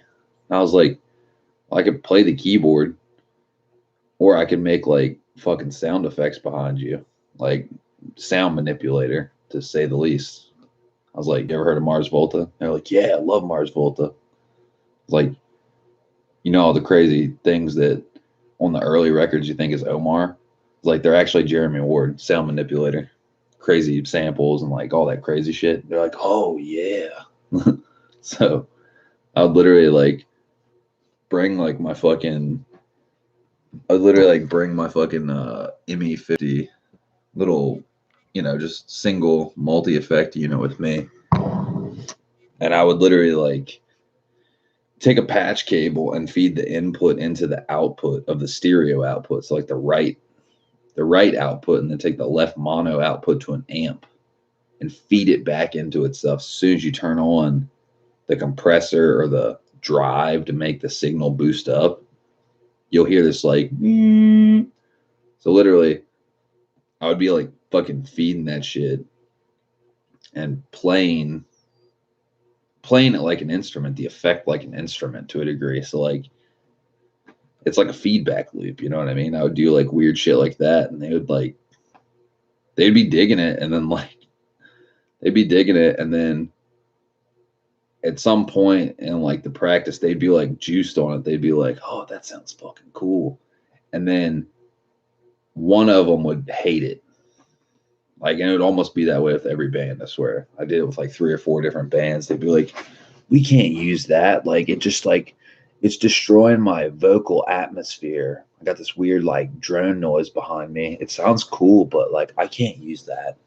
It's fucking up the vibe of the band." Sorry. It's like, all right, cool. See you out there.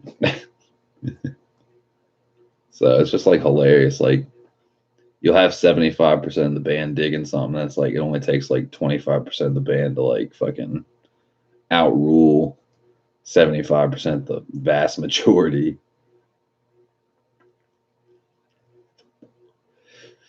But yeah, that's how shit goes sometimes, you know? What can you do? And conflicting interest, who needs that shit? Not this guy. Not this guy. Yeah, I don't know about that any famous drummers that uh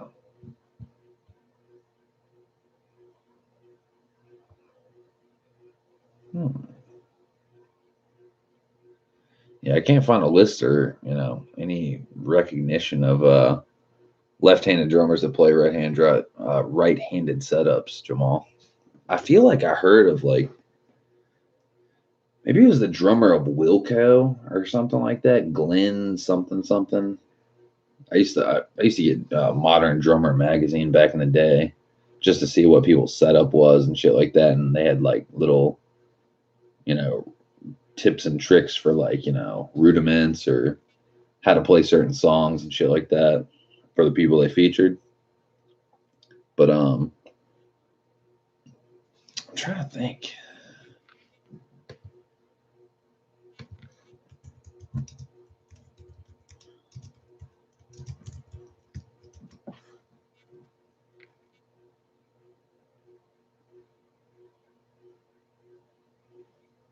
I can't think if he's yeah,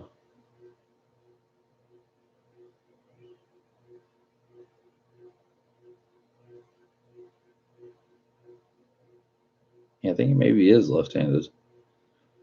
Modern Drummer magazine.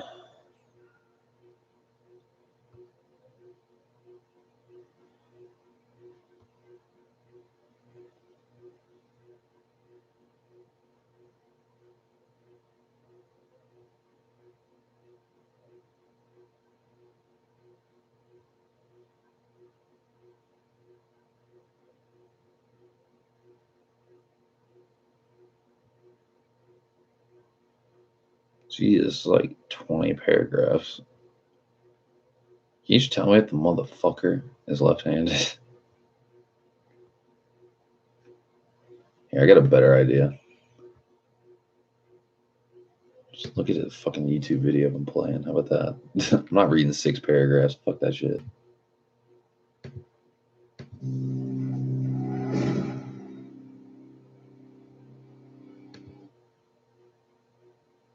Play, motherfucker.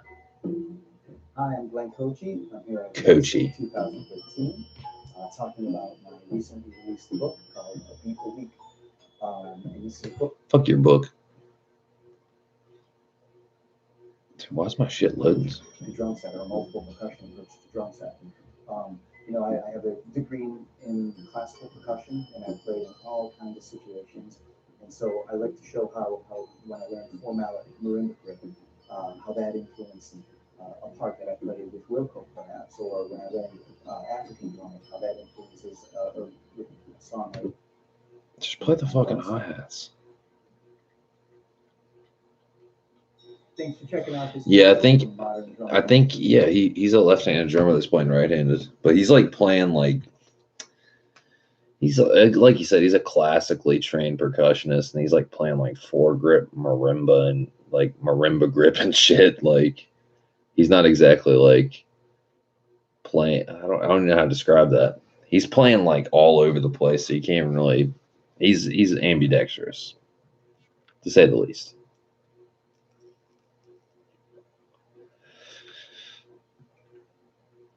Jamal says that's the problem with bands. There's always someone who battles for control and complains. That's how the Mars Volta started. Cedric and Omar like fucking Adolf Hitler's for for good cause. I mean, it made some of the best music ever, but at the same time, it kind of makes you always wonder, like, it would have been so much cooler if it was like a 5-way or however many people in the band for each setup was like a 5-way collaboration, like each person chimed in or something. But fucking Cedric and Omar, control was a sickness.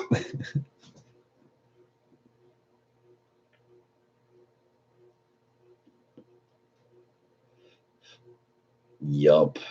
Trying to think of anything else. At some point, I would like to just fucking do away with the FL Studio for like the sequencing stuff, like all the crazy shit with the MPD. It would be nice to like, I think as a creative tool, um, FL Studio is really easy to work on the fly, so you can craft a fucking beat. I can work with it super fucking fast. I can make a good sounding drum beat in like less than like a minute on the fly. And fucking then, not to mention, I can control that drum beat I made and manipulate it like an effect pedal, sort of, and use effects pedals too. But and the crazy part about it is anything I'm doing tempo wise, like let's say the beat started at 90 beats per minute, and then I fucking twist this one knob and it changes the tempo to 200 beats per minute. Anything that's piped in like MIDI cable wise, like my pedals or the Moog or any of that shit, um, the tempo clock changes. So like if I change it from 90 to 200 on the computer on FL Studio with the MPD, it's going to change this tempo of the Moog sequencer to 200, and it's going to change the slicer pedal and the other shit to 200. You know what I mean? And I could do that with something else, but like, I don't know. I feel like for what it is, fucking FL Studio is pretty badass.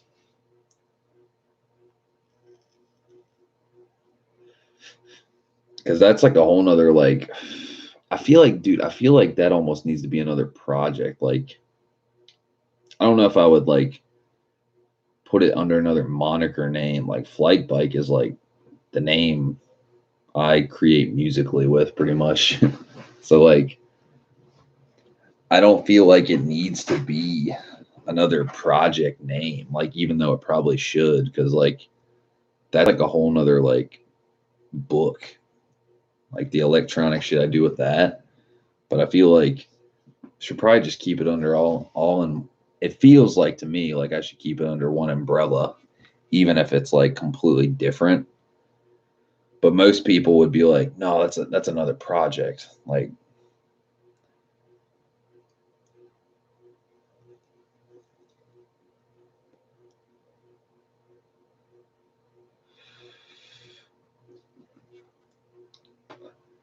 Jamal says, because you're so familiar with your current studio setup, might be best to keep it with some slight tech. Yeah, like work, like build off of it. You know, like keep the shit the way it is because it took like fucking 10 years to dial all this stuff in, but then like just make improvements, better mics, better preamps, better computer, you know, better drums, whatever the hell. Mind Flayer. Mind Flayer. That's a crazy name. Hi. Shy. Don't be shy. Say what you want. How are you? It's 3:30 in the morning. No need to be shy. The vampires are out.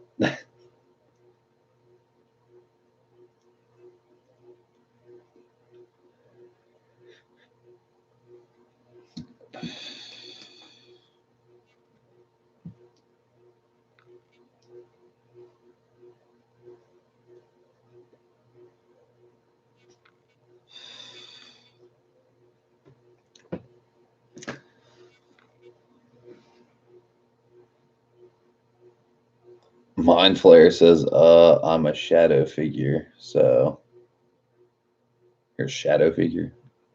What? Please elaborate. A shadow figure. More like a cursed child. All right. Getting deep and ominous. With this, and keep going. I'm gonna go get a drink. You talk to Jamal. keep typing your crazy ominous shit, and I'm gonna get a drink. You want one?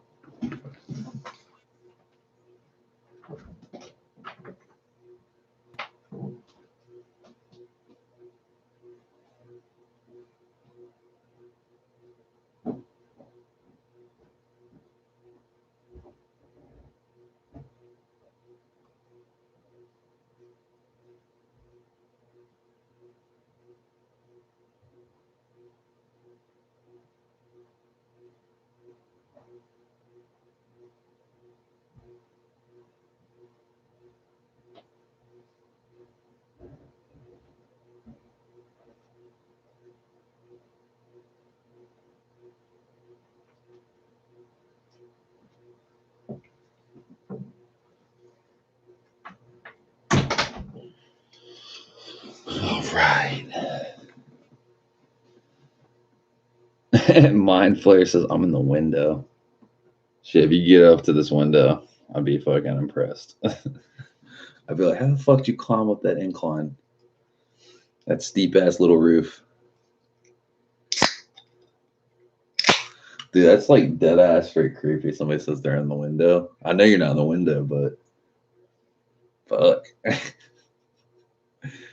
I'll be the first person to greet you with a vanilla Coke. Be like, bitch, bombs away.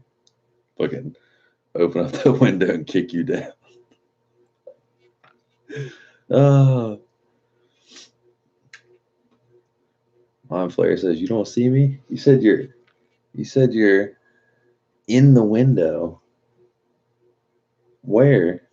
You're not in the window. I'm looking right there. I'd see your big ass head. That shit's got me laughing, man. Jamal says, sounds like a wedge beaver in disguise. Is this Justin David on account number 7,822?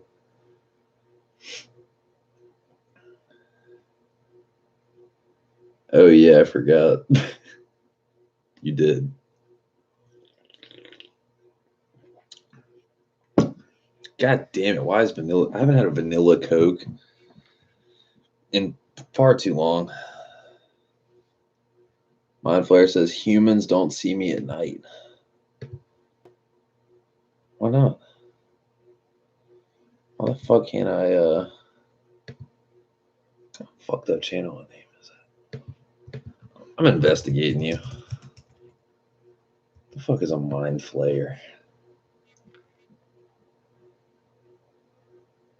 A Mind Flayer is some like motherfucking Dungeons and Dragons shit.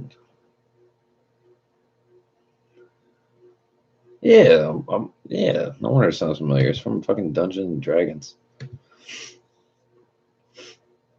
You have 134 subscribers. I have someone who I love. She is Annabeth. Check her channel. Alrighty then. And you have no video, bro. Or I don't know if you're a dude or a fucking girl. How the fuck do you have 135 subs and you don't even have videos? You want to subscribe to my YouTube channel? Yeah. What kind of videos you make? It's a blank page. Your shit is invisible like you. I help the sad ones.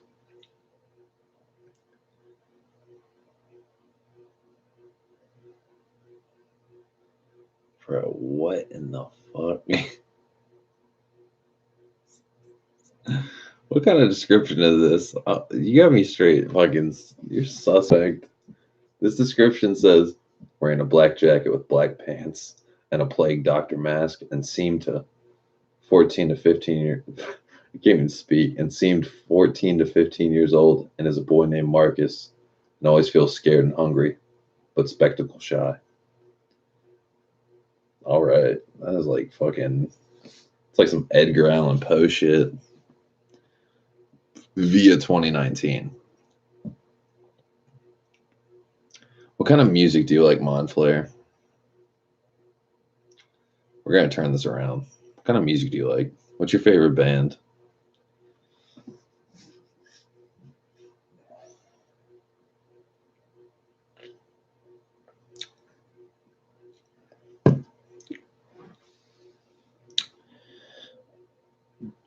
Mind Flare says 5-finger death punch. That's what I like to do my girlfriend.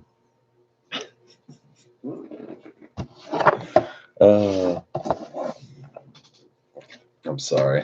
I had to.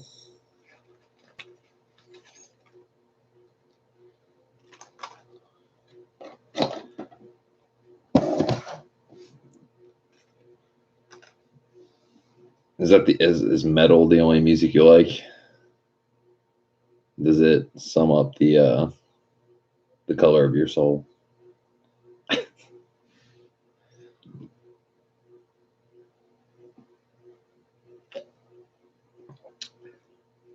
And more importantly, how the fuck did you find this channel? Are you just like searching live streams? I always like to ask randoms how the fuck they find my channel. Your soul is gone. Dude, you and me both, man. That's like why I wear a purple shirt with, blue collar and fucking purple sleeves. I'm like, there's no color in my life. I'll just wear a purple shirt with a fucking baby blue collar and a fucking brown chest. Like, I'm getting multi-dimensional in this bitch. Funny story, though. I've had this shirt for probably 15 years. It's holding up, though. I'm looking for people to talk with. I'm all alone. That's like sad, dude. But I guess we're in the same boat.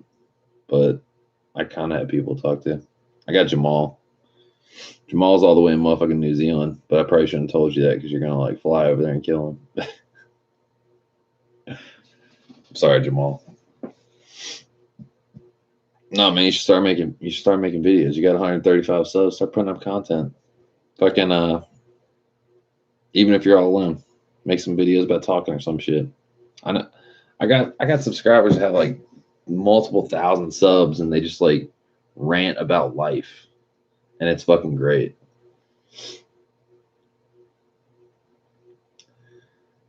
Mind Flare says I make playlists, but see, that's other people's content. That's that's like a greatest hits. That's like a compilation. It's like if you make a mixtape, you didn't make the sweet music on the mixtape. You just organized it. Should make the leap. Take the courageous leap, even if your soul is gone, and be like, "Yo, Playboy, here's what I'm all about." But you don't got to say it like that if you don't want to. But seriously, say "Yo, Playboy" at the beginning and quote, cite Shades Wade.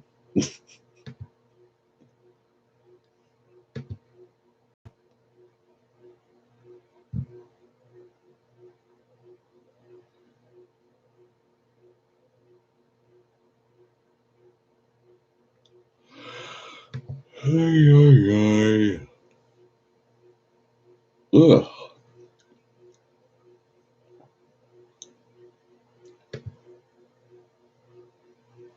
Okay, from your playlist, I see you watch anime, 5-finger death punch, and small RP spot, whatever the fuck that means. The fuck is small RP spot?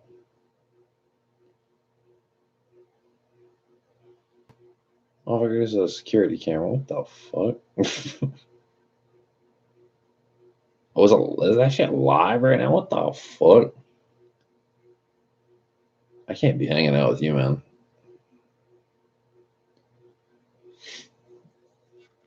Jamal says Vincent Van Gogh was all alone too. Didn't stop him from being creative. Everyone hated him. Now he's dead. They're selling his art for millions.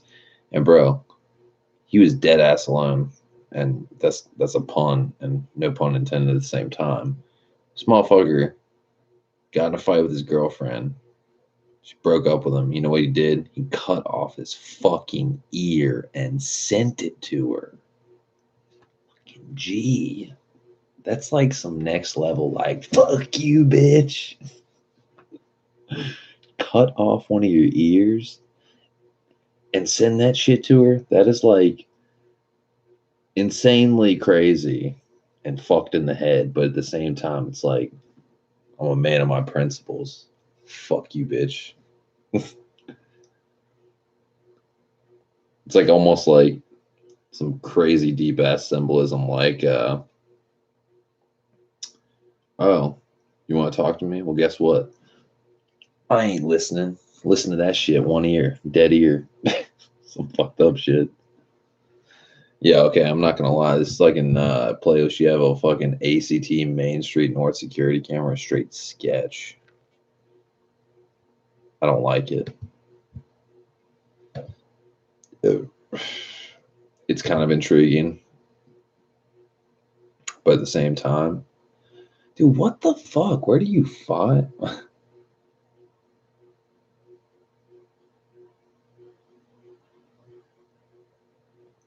He says, the security camera chat is where the RP is at. I don't understand. You gotta explain. Small RP spot. What does RP stand for? Oh, role play.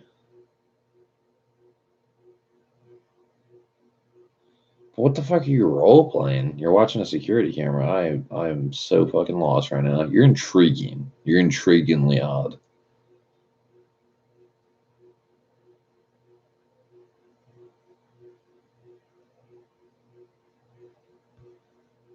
Dude, this chat is like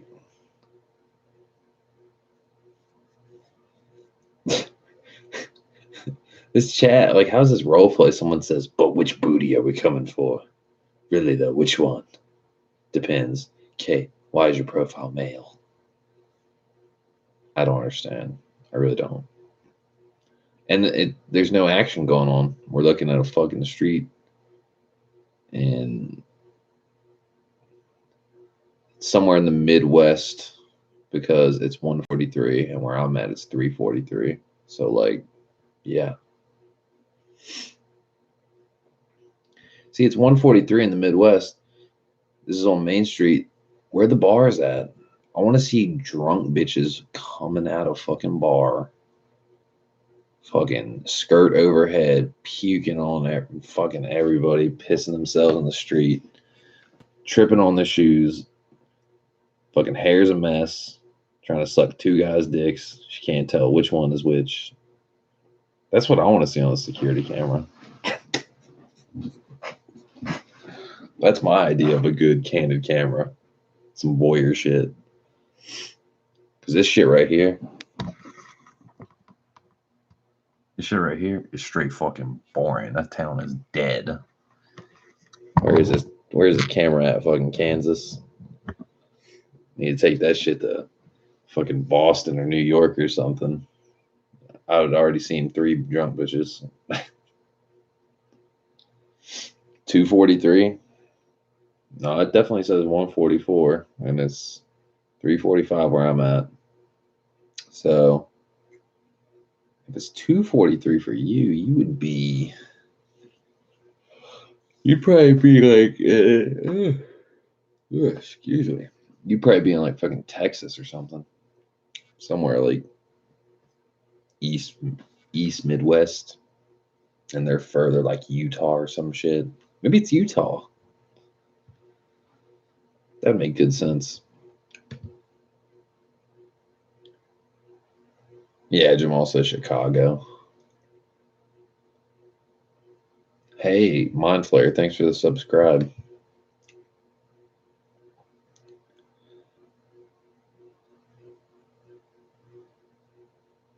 Lowndes, I hope I said that right, County, Mississippi.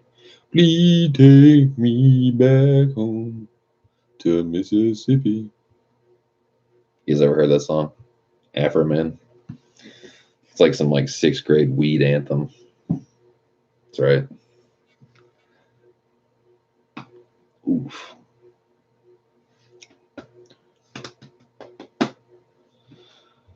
All right, I'm done watching this camera. Unless somebody's getting shot, it's not intriguing. It's fucked.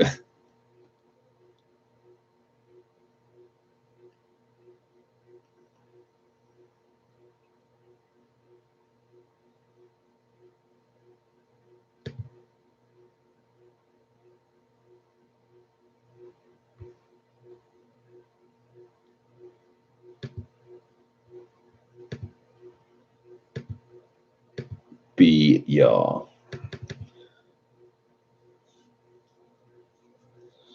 Mind Flayer says, I know a playlist they'll get from our channel. What?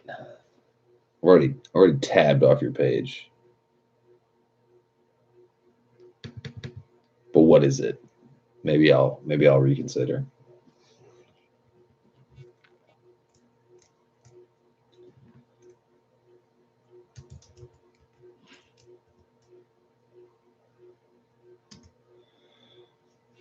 Jamal says police activity. Have you seen that channel, Shades? No, I haven't.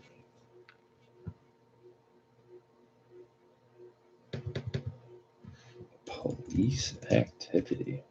If this is anything like a police scanner, but in real like video or some shit.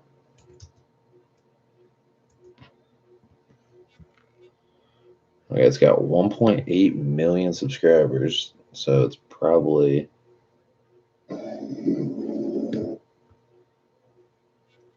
Oh yeah, no, I've seen this channel for sure. I thought it was like live stream or something like that.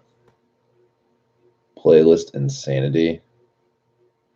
Jamal says some crazy real life videos on there. Yeah, like detaining people and chases and like all that shit. Yeah.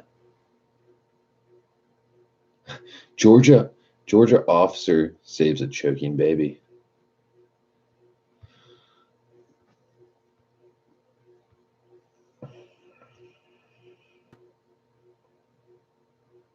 You have a insanity.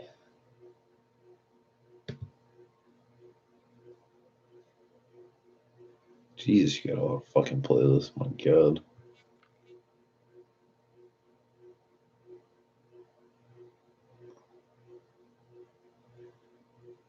Insanity.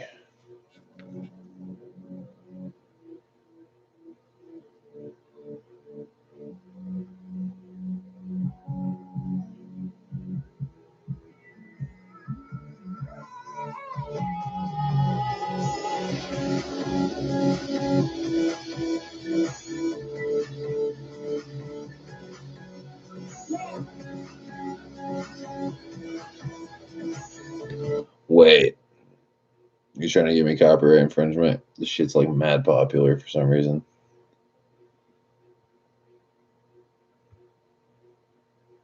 This shit has like 8 million views. This shit's gonna definitely get me copyrighted. Is that what you're trying to do?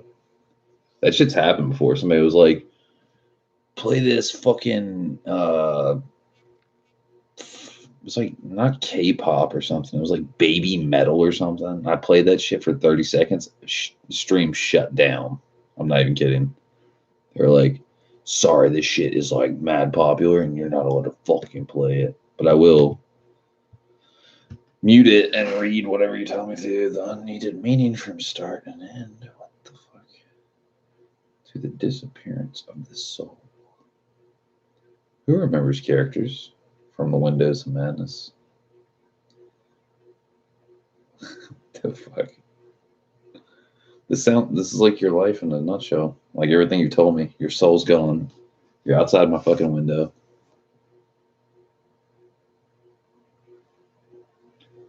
So want to talk?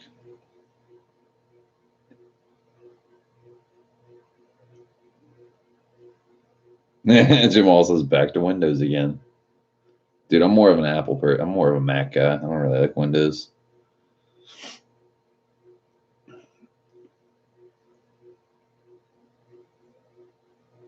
Mind Flayer says my life is dark. I've gone through a hard time. Dude, let us in on it. You wouldn't believe how much crazy shit I've seen. I could blow your hair back.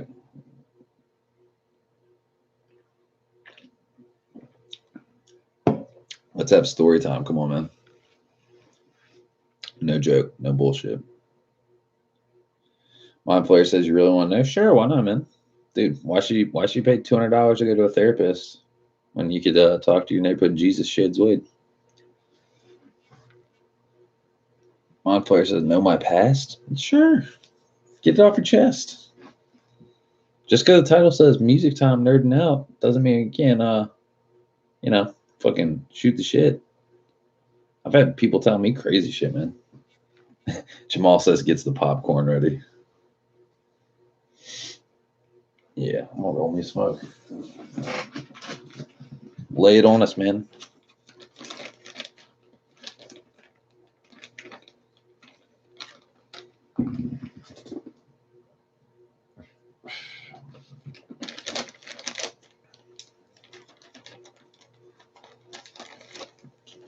Ooh.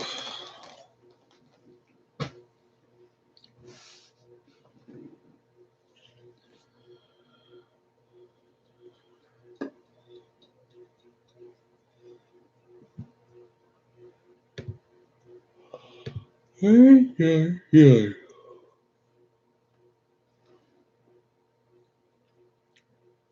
I had two families, and the first one was a family where they abused me and made me the aide. Made you the aide. I don't know. I don't understand that last part, but I ran off. Well, good for you, man. Got to escape your captors. Fuck that Stockholm syndrome, you know. You stick around. Abusive force is too long. You like not blame them and be like, it's okay. I understand. What do you mean made you the aide? I don't understand that.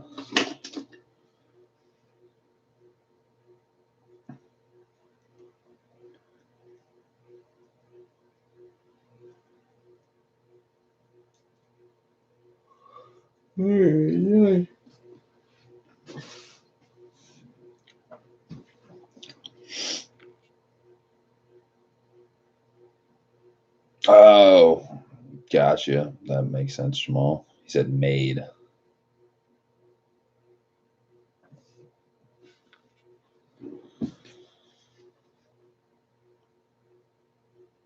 Oh, let's see. One player says I found another family, but the second one was where the parents did drugs and drank, but they made me do the drugs with them and drink beer with them. Like, what kind of drugs are we talking? We're talking like smoking weed, or are you talking like smoking crack and like shooting up heroin and like fucking doing meth or something? Please elaborate, because if you're just talking about like smoking weed and drinking beer, shit, that's like a good host. Not trying to be a dick. But if you're talking about like snorting meth or like fucking shooting shit up in your arm with a needle, or like, I don't know, fucking doing Oxycontin or some fucked up shit, yeah, that's fucked. Damn, that sucks. I don't know if you're being serious right now or not. Like, I'm not trying to be like mad and sensitive, but like, this is the internet. I've had people like say some like off the wall shit to me, and they're like, "Ha, I was fucking with you."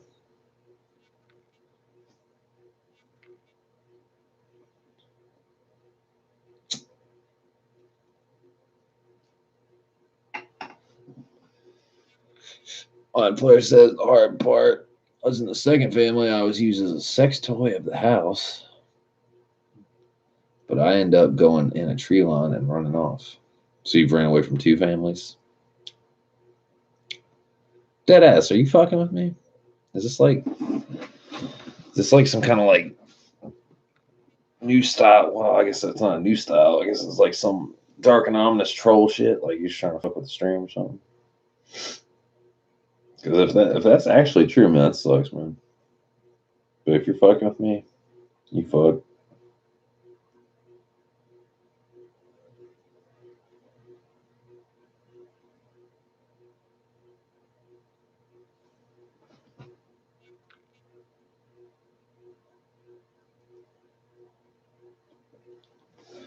The wild player says, now I just Be in the forest, sleeping trees. Oh, sleep in trees and break into houses for food, which I end up having to run away from gunshots. It's sad because I'm only 15. I'm not trying to be mad judgmental, but like if you don't even have a place to live, like how are you on the fucking internet right now? You got me straight sketched out right now. I don't even know if I should be like genuinely sad or like that sucks or if this is like fucking troll land. The fucking internet, man. Fucking with my sympathy.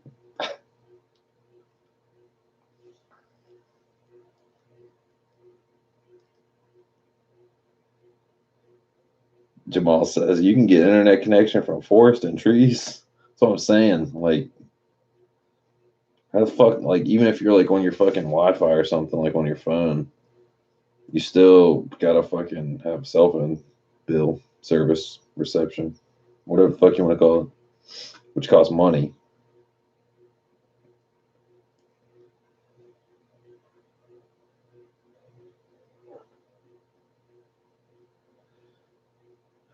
Mind Flare says I have an old house where the homeowner was kicked out, but not have rent payments not paid, or by not having rent payments not paid. So how the fuck? That still doesn't answer my question. How the fuck do you have like internet?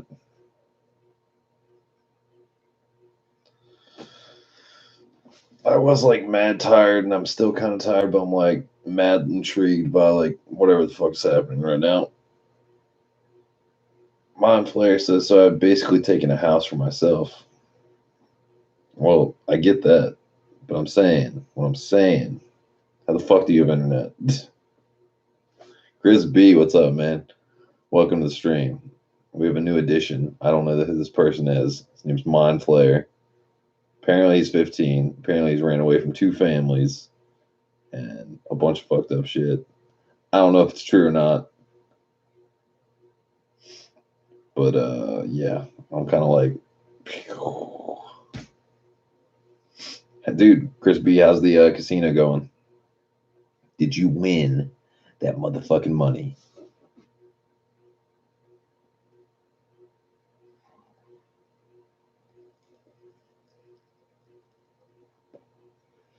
Chris B says sounds like trouble. Yeah, pretty much. We're having a good time talking about music shit. Me and Jamal just like powwowing here. And this guy comes in here. He's like, "I'm in your window." I was like, "What the fuck?" Like, bitch, you ain't in my window. If you were in this window, I'll pop that window up and kick you down.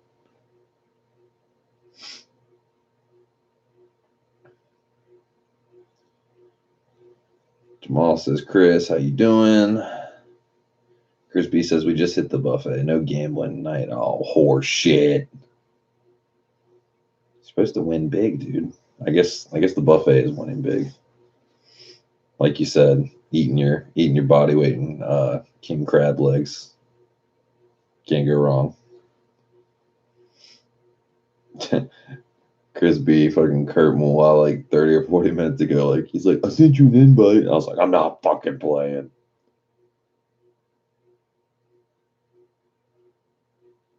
Mind Flayer says, I guess you guys don't see what I go through. I mean, visibly, no, I don't. Just for a third party opinion poll. How the fuck am I supposed to know you're not trolling? You know what I'm saying? Like, this is the internet where random people go to people's streams and say all kinds of off the wall shit every single day. How am I supposed to believe you if you have an unfortunate upbringing, life, shitty hand dealt to you, whatever you want to call it, man?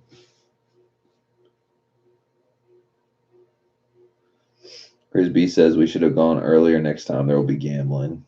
Win that fucking money. Win that fucking money.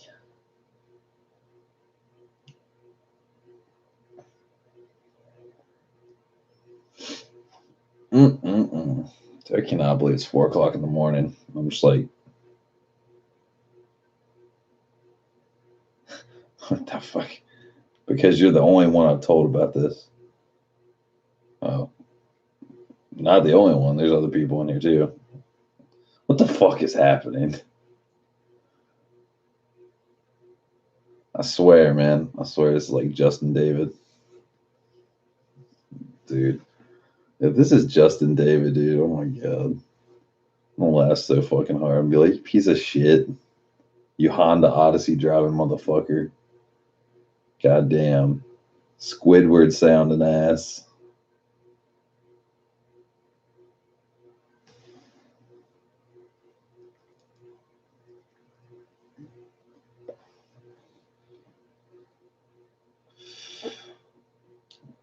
Chris B says, what up, Jay? Jamal says, how did Mind Flayer even find this channel? Your guess is as good as mine, dude. It's not exactly a popular channel.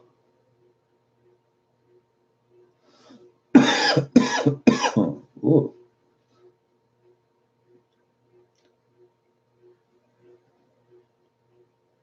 What's happening? Me messing with your head? I ain't messing with my head, man. You're messing with your own head.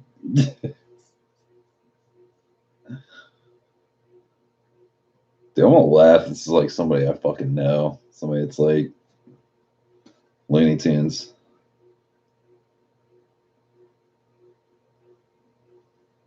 Chris B says trolls be trolling. Ain't that the truth? I'm a mind flayer, remember? Yeah, Dungeon and Dragons ass. Mind Flayer says, I mess with people's heads. Gotta go. I will return. This motherfucker said he is the family sex toy.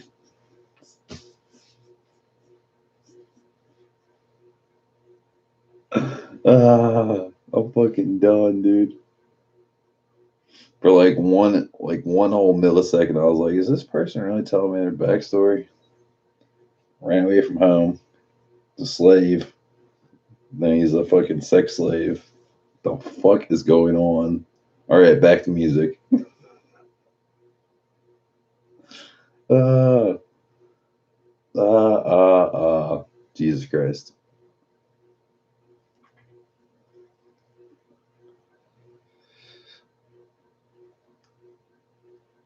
Jamal says keyboard warrior shakes head. But that wasn't even like a keyboard warrior. That was like a Dungeons and Dragons like overlord or some shit. Like that wasn't even like somebody like, fuck you, you faggot.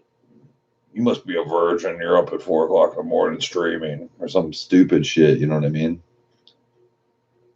Your channel sucks. Like that's a keyboard warrior. This guy was like a fucking. He was like literally a troll. Like not just like the nickname or like term a troll for somebody trolling. I'm saying like a goblin fucking troll. Like from like Dungeons and Dragons or something. She's an ogre.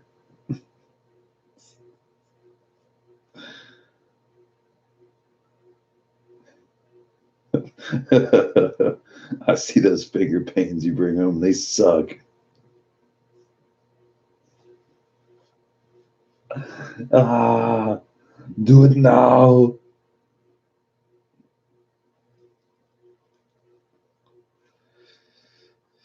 Dude, you want to know something funny, Jamal? Remember the crazy ass bandmate I was talking about? The one you said probably lost his fucking mind? I I I have an inclination that might be him. That's what I'm thinking. See, that motherfucker is fucking trying to reconnect. Sent me that thing on Instagram. I didn't say nothing. Saying it's probably like, I wonder if he's got a YouTube channel. Oh, he's streaming right now. I'm gonna be motherfucking Mind Flayer because that sounds like some shit he was fucking. That sounds like some shit that would be his username because he's like into all that shit, like esoteric Dungeons and Dragons, fucking Aleister Crowley shit. Fuck all that. The past is the past, motherfuckers. Future's future. Fuck all that. That's what I gotta say. Jamal says possibly he may be stalking you. Good luck with that.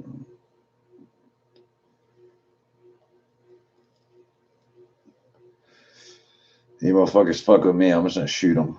That's where we're at right now. Be like, oh, you're outside my window, bang. Dead, motherfucker. I'm gonna throw a fucking guitar out that window. That's what I do. I'll be like, hey, I'm gonna need a new guitar because I had to bash your skull in with it.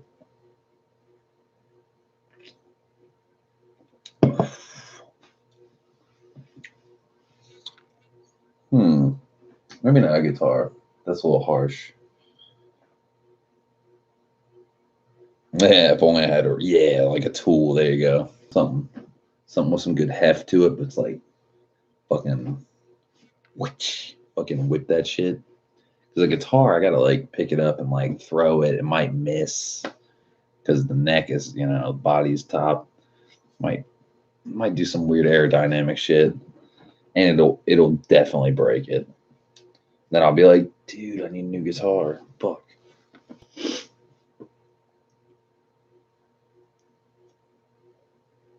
Oh, I got a good one. I got a good candidate. This one will be a good one. It's right here. Get fucking get a whatchamacallit Acme cartoon on him. Hit him with the fucking anvil, hit him with the clock. Then when I hit him, the bitch goes off. It's like, brrr, fucking wake up, bitch.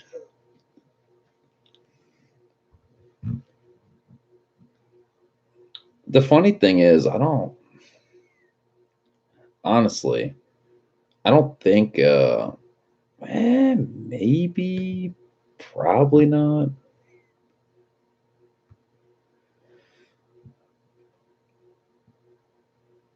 See, I don't know what the motherfucker's into. Because these playlists are like not, I don't know how to describe it. I don't think it's him. Because these playlists are like straight suspect. Dude, what is all this shit? See, I haven't known this motherfucker for 5, 6, 7 years, however the fuck long it's been. So, literally, all his subscriptions are like fucking anime channels.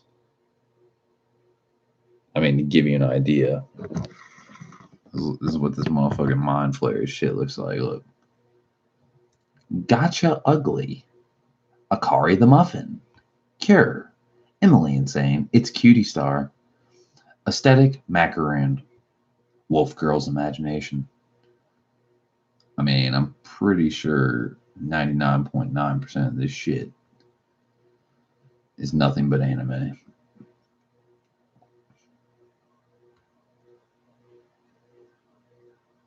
And Jocom. What the fuck?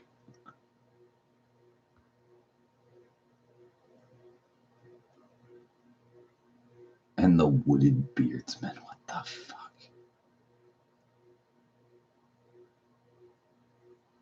Dude, this shit is. What just happened? What the fuck is that person?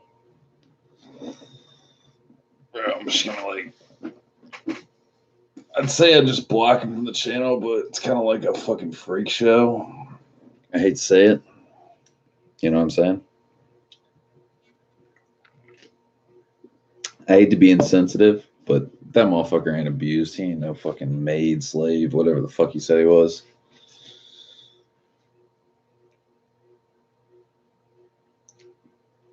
Jamal says, for that person to even think they messed with your mind would be an insult to your intelligence. It's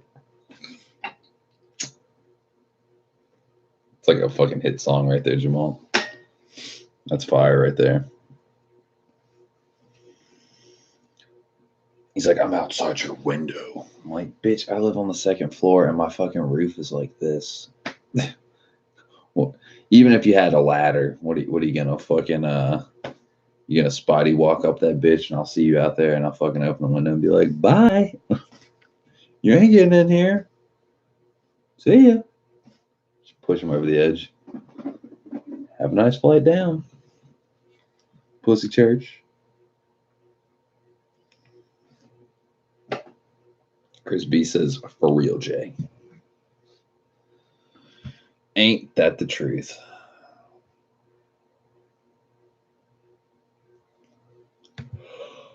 God damn. Holy shit, Batman.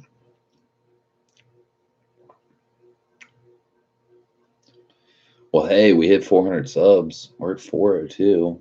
It means 98 more to go. We're halfway to 1,000. That's fucking wild style. Dude, I swear, like 250 to 400 was like the slowest accumulation ever. I think the first like 100 was mad easy. 200 was pretty quick, and then like 2 to 300 and 3 to 400, those two were like fucking molasses. Gain a sub, lose a sub, gain a sub, lose a sub. Like, shit. It's fucking ridiculous.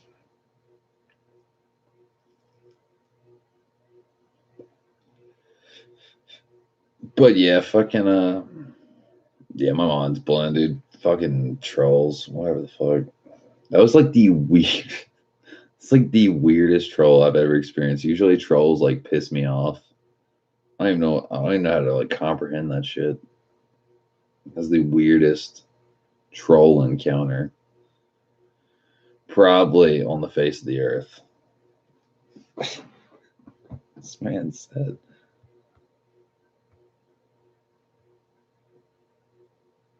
This man said,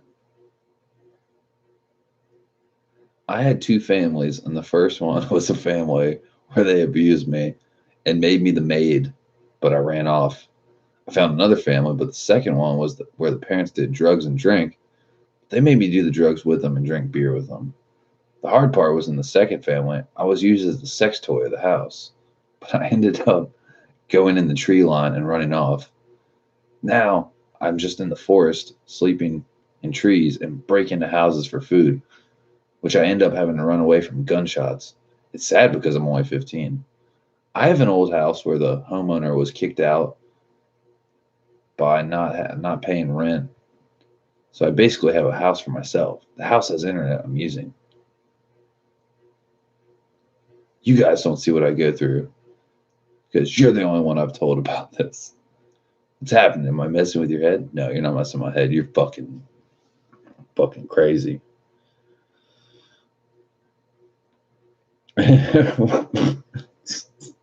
Worst troll ever. Yeah, pretty much.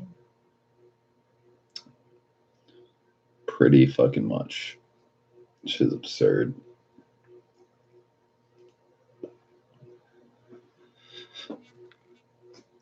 It's like if I was just like telling stories on here or something like, so I once was 26 feet tall, and I used to have a 48-foot tall giraffe named Jeffrey, and we used to walk and we used to climb up the beanstalk and go meet Jack and fucking pick pumpkins, and they had unicorn turds in them, and I'm right outside your window, and I can see you. I play Dungeons and Dragons. My only favorite band is Five Finger Death Punch, and by the way, I'm also psychic.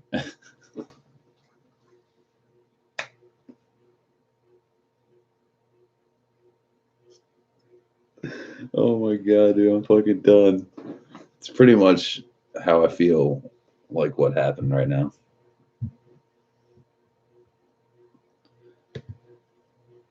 And if I had the I don't think I have the Seinfeld bass on here. I gotta re-download it, but it's like just hit that shit. Oh, it's so quiet. Why? Why?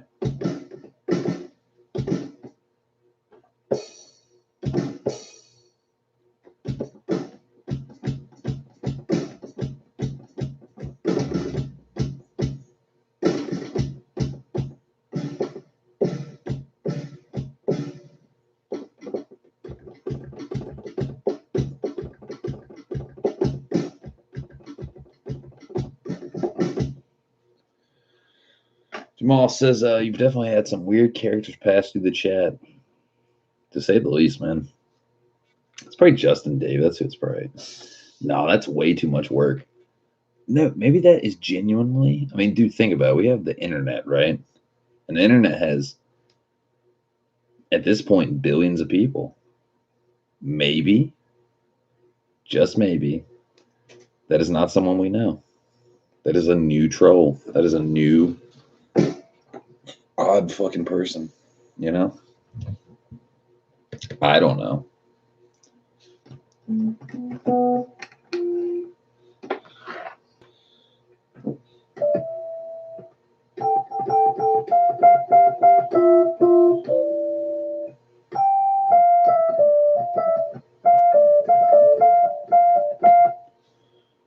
Fuck that piano.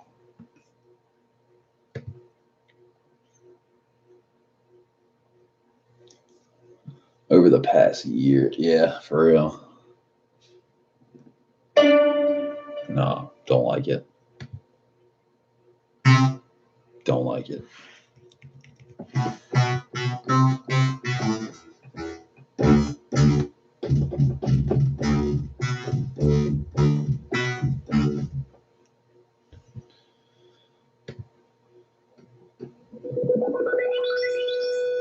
That's hear him speak.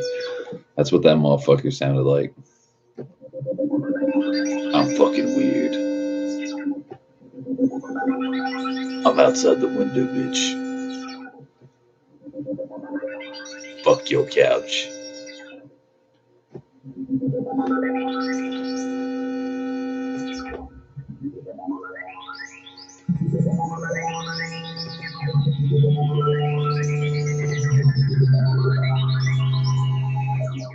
That's some trippy ass shit. Jamal says, for the most part, your subs are good quality people, part of the Shades Wade Brotherhood. Yeah, for the most part, man. Like, I kind of lose sight of, because you got to think, dude, 400 subs, right?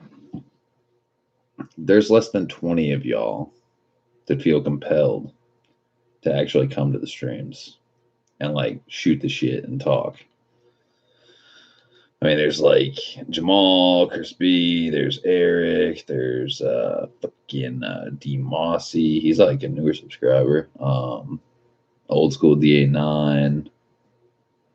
Trying to think of any other ones that stick out. Cam. Trying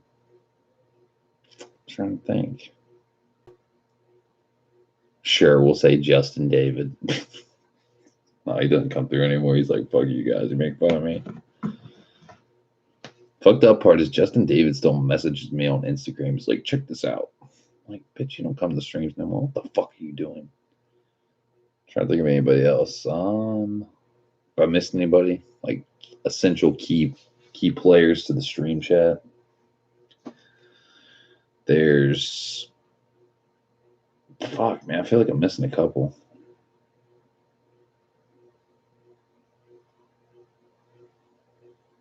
Yeah, Wing King. There you go. I knew I was missing somebody that comes through frequently.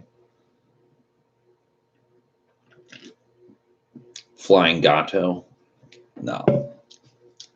He comes through very sparingly to self-promote. Who the fuck else?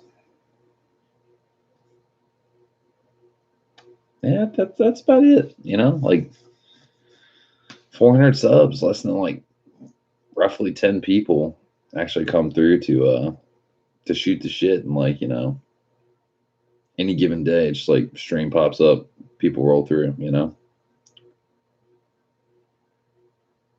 So that's kind of ironic. I mean, I'm not saying like all the other 390 people. Oh, Fry, there you go. Yeah, Fry. Yeah, dude, I've seen Fry around for like a hot fucking minute. Like all the videos I'm watching, like Boosted Boys or Hunter Tuned or any of that stuff, like you look in the comments and like Fry is like fucking everywhere. Tons of channels. It's like, how you find the time, man? I barely have the time.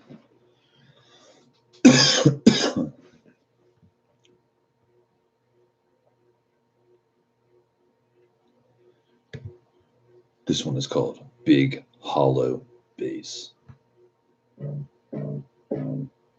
It sounds like hollow bass.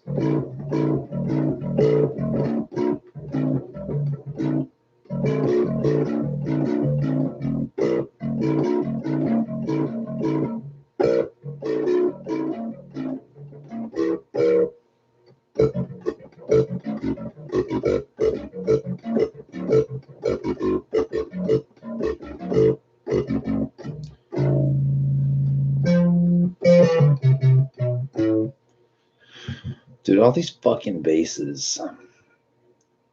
I just think what it comes down to is nothing's gonna sound like a real good fucking bass.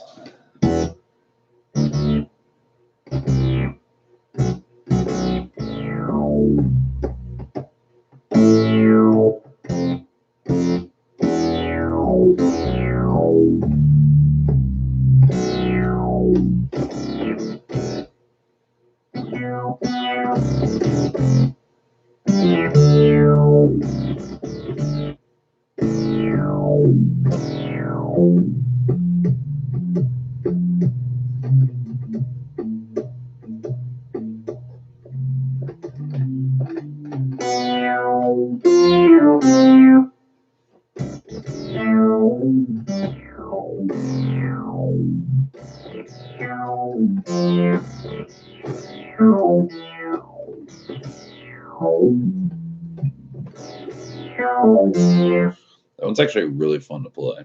It's like you hold like a fucking like a higher note. I'm holding the same note down over here, so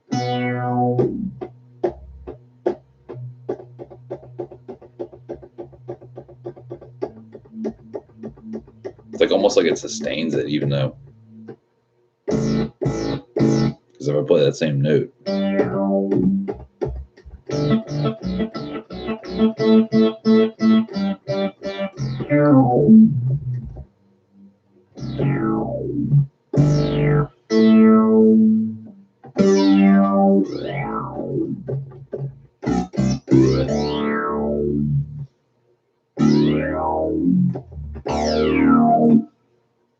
some weird ass shit. But yeah, fucking yeah, I'm still kind of sensory overload. I was just say the fucking weirdest troll ever. Had to calm myself down, play some bass synth, roll another smoke.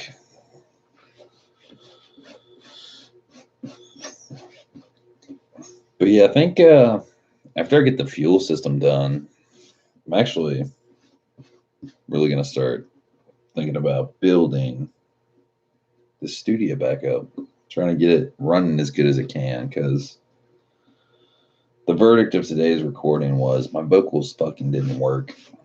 Even though they said they worked, but they didn't. So there's definitely some more fine tweaking to do on my setup. Because it used to lay down pretty decent vocals, honestly. So maybe, just maybe, tomorrow I'll fuck around with that and get it tweaked and, you know, make it work. Just like something weird you got to track down, because like you're getting fucking vocal sound in your headphone. You have the fucking recorder on, and it's literally flatlining, even though you hear it in the mix, which is fucking bizarro. It's fucking strange. And usually I'm like a fucking mixer cable studio fucking like guru. Any problem I have, I'm like, oh, the cable's fucked up. Unplug it, plug it back in. Or, oh, you got to resolder this. Or, you know, oh, your input's off on the recording program or something, you know, shit like that. But this one's got me stumped. I'm hoping it's just like something really stupid.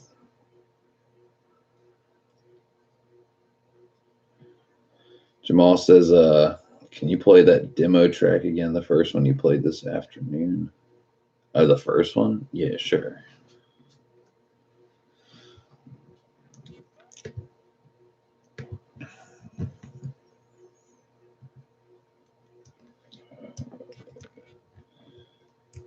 Save, quit.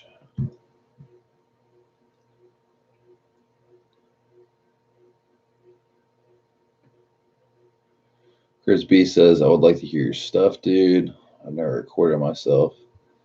Man, you gotta change that. Just like fucking line out of your amp or your pedal board or something, like your iPhone or something.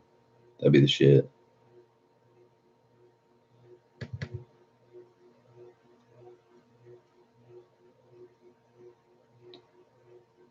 Now keep in mind, Chris, this is like mad rough. This is just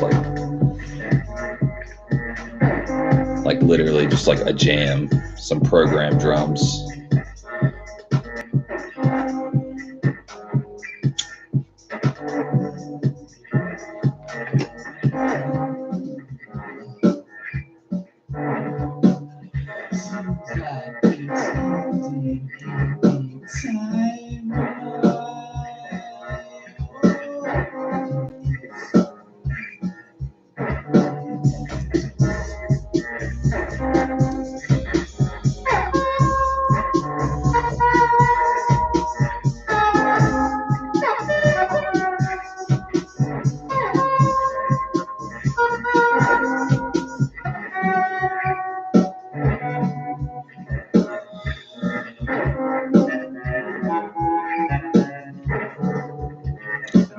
Just kind of like some loose, freaky, weird shit.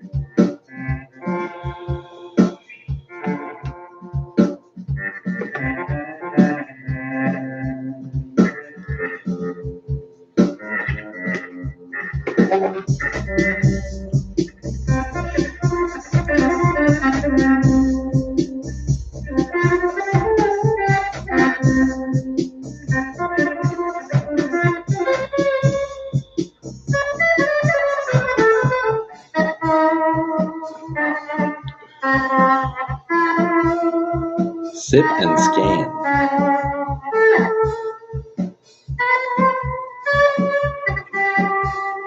What the fuck does that mean? I ain't scanning shit.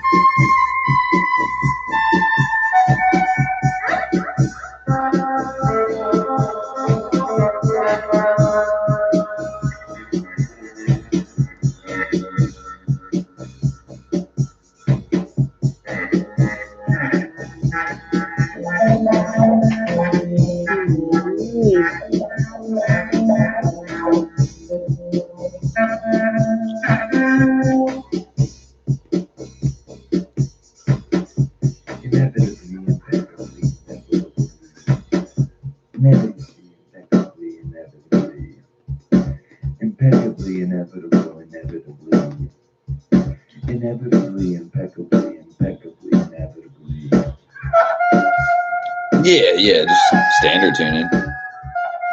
I used to play in like full step down tuning, like DG, what would it be? DGC FAD back in the day. But that intonation wise, like full step down, it makes it like kind of act weird. You have to like get the whole guitar set up for that shit.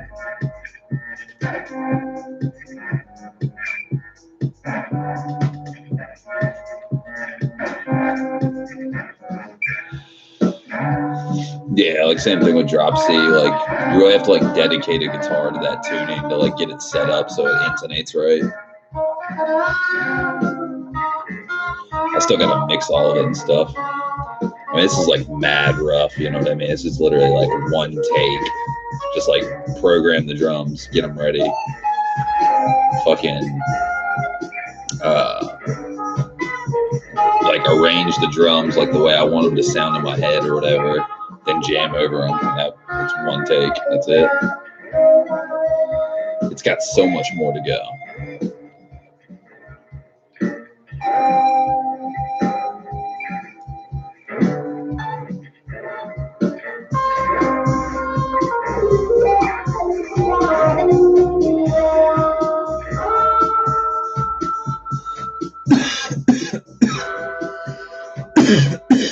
Ooh.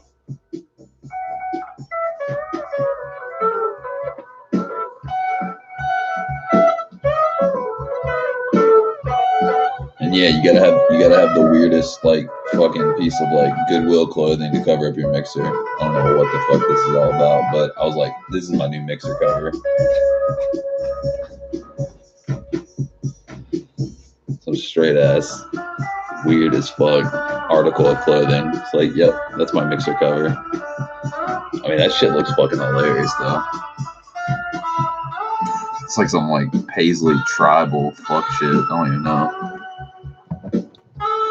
Whoever owned that piece of clothing is a badass. That's all I gotta say.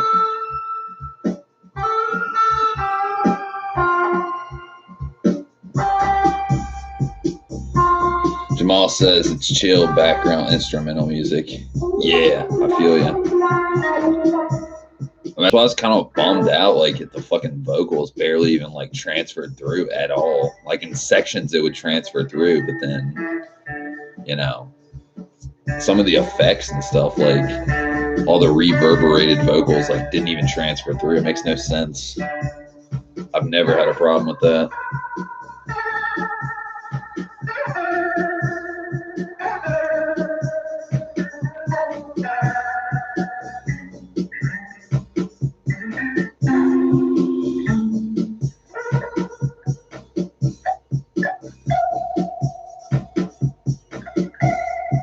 I think that guitar effect right there, the flanger with the rate all the way forward on the Fox Rocks, that's probably like my favorite flanger type way to use it, or like one of them. It sounds like a tremolo or like a vibrato how fast it is, but it's a fucking flanger.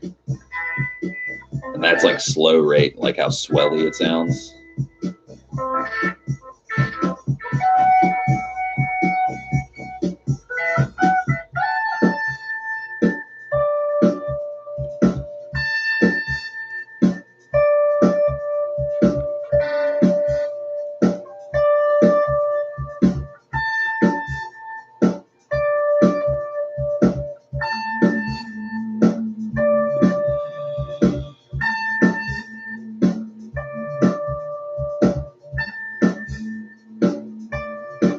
You can barely hear the vocal in the background, like barely wanting to come through. It's so fucked.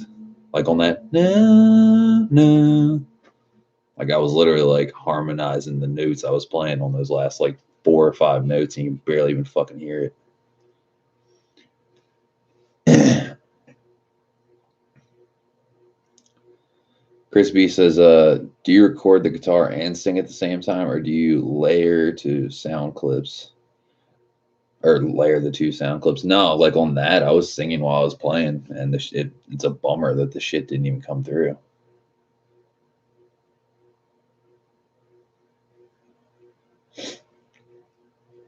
Jamal says the flanger pedal mixed with delay would work well too. Oh yeah, like the fucking crazy thing about like, I mean, I guess like engineer, like audio people that like know how effects are made and shit would know already, but like a flanger essentially is a delay pedal. Like that's the crazy part. a flanger, the way it does what it does, it takes your original signal and imagine that's like A. Then B is actually a delayed variant of it, and then they blend the two together so that swelly, the way it does the shit it does, it works like a delay pedal basically. It doesn't sound like a, like, you know, you play nah, nah, nah, nah, right?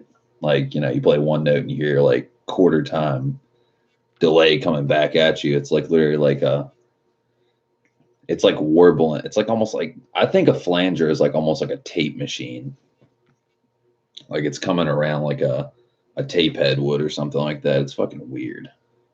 Flanger's the shit. Some people don't like flanger, but flanger is like a good fucking a good effect to have in your toolbox. You know what I mean? For like weird ass sounds. That's how you get that Jimmy tone. That fucking Hendrixville.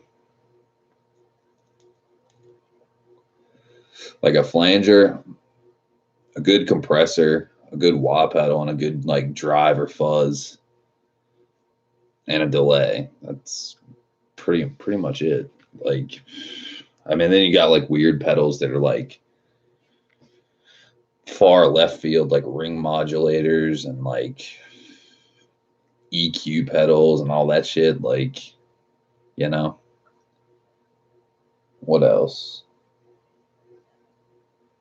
Fucking harmonious pedal, tremolo pedal, rotary type shit, univibe and all that. Like, there's tons of great pedals, but like, I don't know, there's like 4 or 5 effects. Like, they really go far.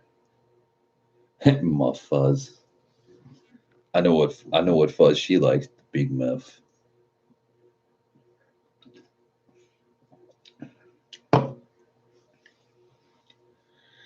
But yeah, that's what I recorded today. We'll see what I record tomorrow. Like, I don't know how to describe it.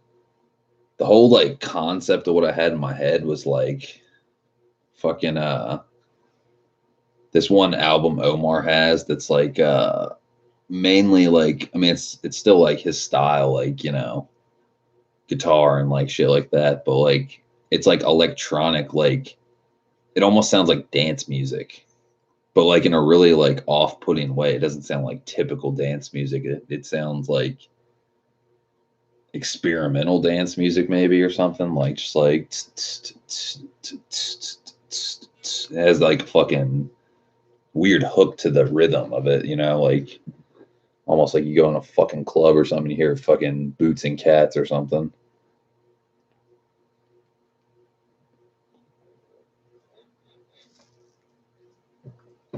Chris B says, do you fuck with noise gates at all? In my current like configurations, no, not really. I've used them before. You definitely need them for like metal for sure. Like compressors and metal. I mean, compressors and noise gate and metal are like no brainers. I use a lot of compression though for sure. Like, how would I put it? A compressor just, you know, it puts the squeeze on things. It makes it like, it takes like a raw guitar sound that sounds like big and like not imperfect, just like raw, and it squeezes it in, like harnesses it in. So when you put it with more effects, like you put a compressor going into like more effects, like they sound so much better. And they drive different too, like fuzzes and overdrives, like they break up better in my opinion. But I mean, like noise suppressors and stuff, I mean, they're helpful. Noise gates, they are helpful for certain things. Only problem I have with them is like when I use like certain noise gates, like certain styles of playing don't really go with a noise gate, which is weird. Like the attack and decay on it, or whatever the hell the parameters are on a noise gate. I think it's attack and decay. I think it's the attack. Like the noise gate wants to like open up and close and like kind of fucks with things. Honda Man VTech, what's up, dude? Our team. What the fuck are those? Are those goats? Baby goats. That's what Justin David called Eric's kids, and then Eric's girlfriend got really mad. It was like, fuck you, Justin David, you're a piece of shit. Funniest shit ever.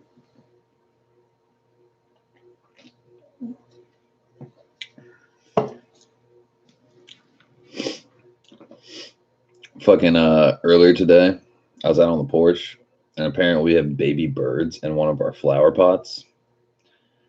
Now get this shit. I've watched like, fucking Animal Planet or something, seen a mama bird feed a baby bird. They like do that shit or whatever, like basically spitting food in the fucking baby's mouth. This baby ate a fucking it was like a gnat or a moth or something like that, some kind of bug, flying bug. So the mama feeds the fucking moth to the baby. And I was like, yo, playboy, you don't look like you're chewing that too well. And he was like, I thought he was choking. Then he was really still for like 5 minutes. And then the motherfucking mama bird came back with like another bug. The motherfucker woke right up. He was like, I was like, I thought you were dead, motherfucker. What just happened?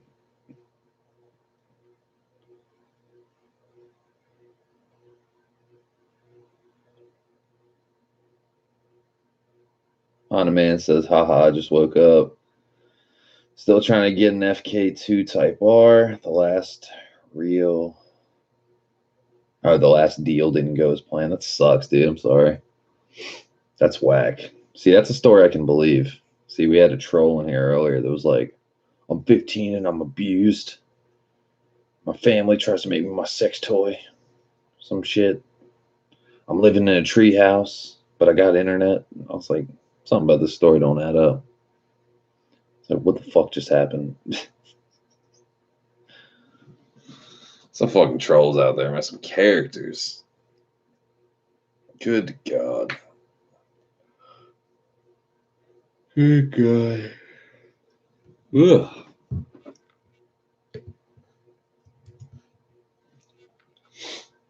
So what's your plan with the FK2 since the one deal fell through? Are there like, can you find a lot of FK2 Type R's in good condition over there in Norway? That's fucked. If you can. Dude, finding an FK2 Type R here is like literally impossible. You can't.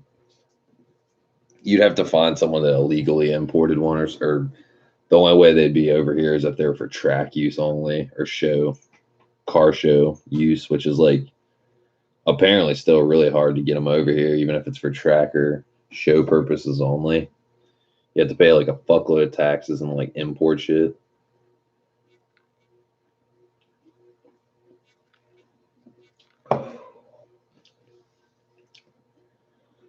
I drink Mr. Pibb a lot, but these two vanilla Cokes, all this sugar and caffeine, fuck. That's all I gotta say.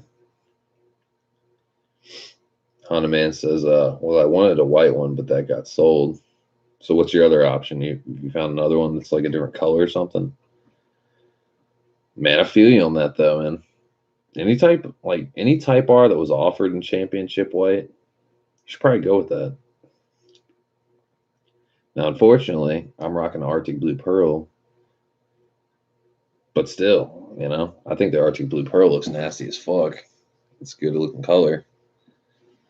But if I were to get I'm talking an authentic DC5 Type R right-hand drive, it would be championship white for sure. Hands fucking down. But I'd probably take any one, honestly.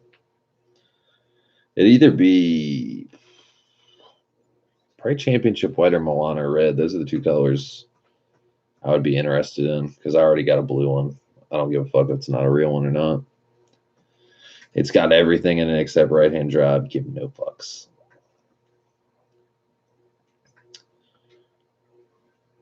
Honda Man says, now I'm going for a blue one. Nice. It's got some aftermarket wheels, exhaust, and stuff. You got any pictures of it? Dude, you should send me a picture of it. That should be sweet. FK2 Type R. I like the What is it, the FD2?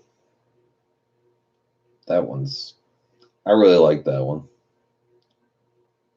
That one's fire. Fucking K20A. I think the FD2 Type R is the only K20A motor that outperforms the the DC5 Type R, which is pretty wild shit. But it's not by much. It's by like 3 or 4 horsepower, I think. But even at that, that's still impressive.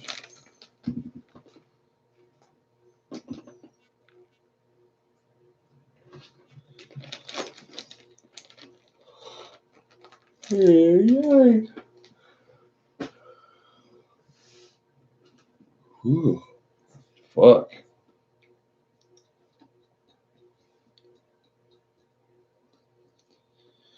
Yeah, I think after this cigarette, y'all, it's time to cash out. I need some sleep.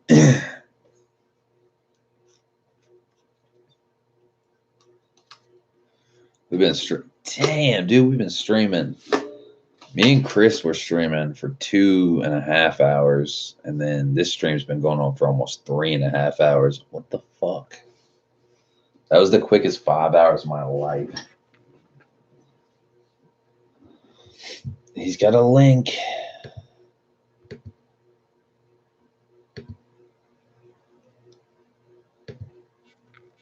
Honda Civic. Oh, that thing is fucking choice, dude. Dude, that thing looks clean. Dude, it's only got 39,000 kilometers. Are you shitting me? Dude, 39,000 kilometers. That's like...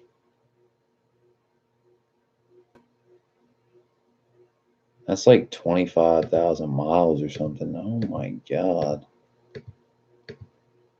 Dude, that is good looking. Dude, that's like a fucking brand new car, dude. That thing doesn't have a fucking scratch on it.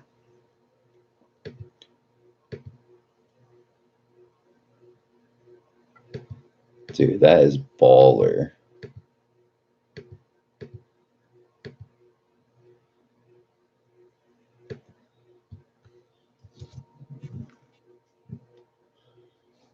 Dude, that thing looks good. We're talking good.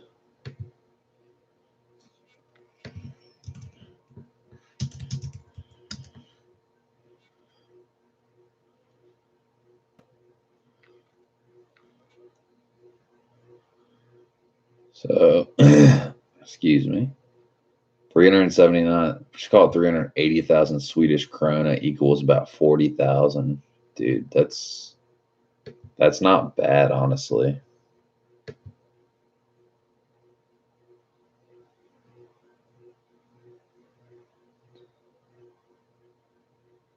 It's good when the time goes fast. True story. Chris B says, how much are they asking? 380,000 Swedish krona, which is pretty much like 40 grand our money. Dude, hold on. Hold the fucking phone. I'll show you pictures.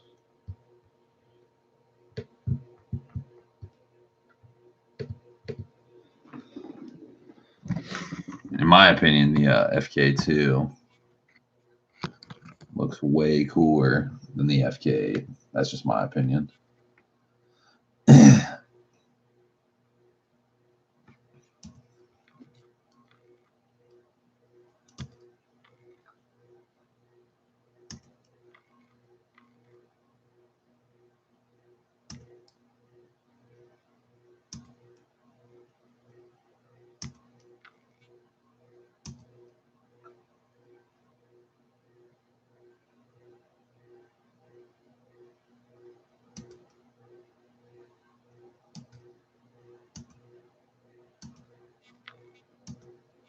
Like, look at the fucking interior, dude. The interior is like Mento Pinto.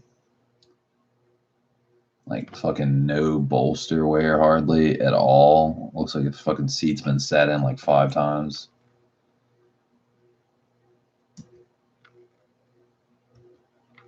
Back seats look mint.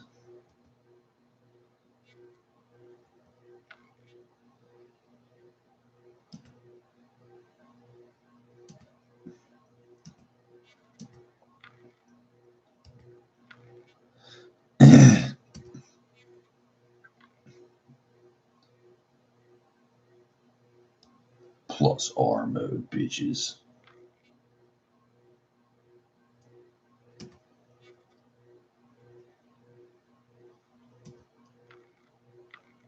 Its badge number looks like 31 or 3746.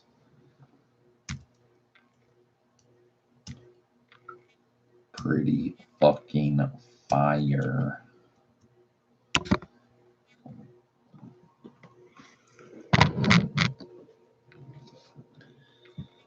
The car is wrapped. Yeah, I thought it was because you could tell by the vents on the fenders. I mean, it didn't look bad, but definitely looks like not paint for some reason. Norwegian Kroners is a little bit much more. Wait, fuck.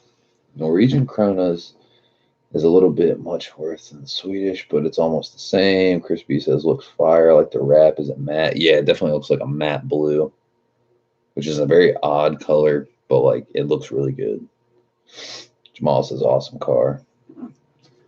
Yeah, and like people would argue, they'd be like, 40 grand for a used car. Dude, it has fucking 39,000 kilometers on it, dude. It's got like 25,000 miles on it. That's not shit. And not to mention, it's been driven for 25,000 miles and it looks like that.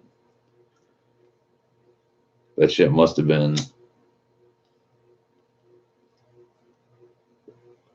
Hands down, that car must have been garage kept out of the sun because interior looks brand new. Seats aren't faded. Dashboard doesn't look faded at all. Yeah, barely broken in, exactly.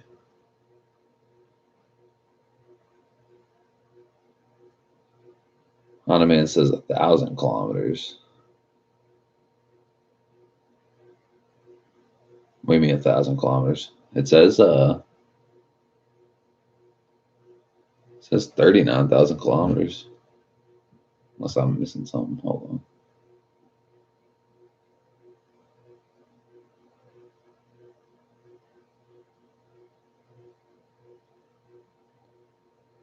Oh, wow. And the store is 50 miles away. I don't know how many miles that is, but it's a long trip.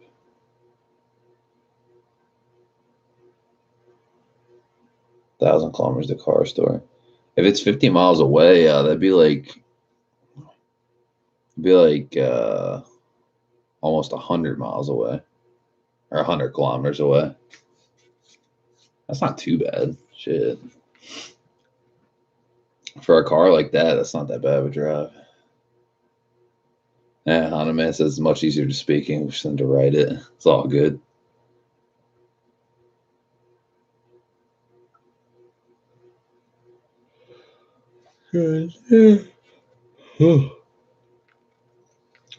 All I want to know is what the fuck's a continental pig frit? It's like listing all this stuff, and it says I'm sure I'm assuming it's Continental tires, but they call it pig frit, PIGGFRITT, pig frit, pig feet, pig feet, pig's feet. It's winter tires. Ah, there you go. Pig frit. It's the fritter.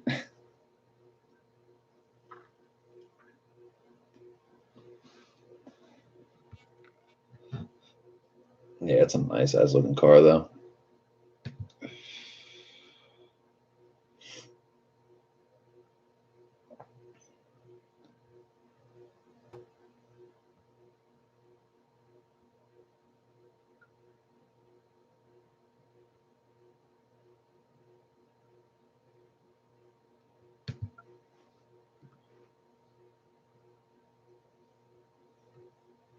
Pig free.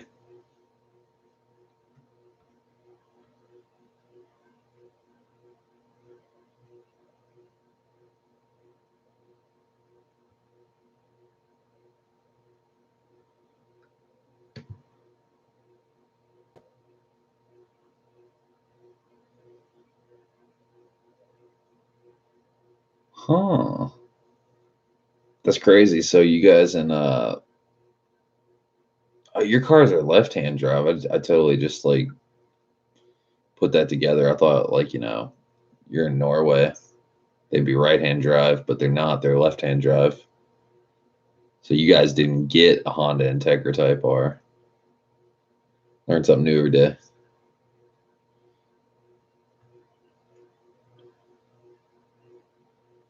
What the fuck is a Skoda?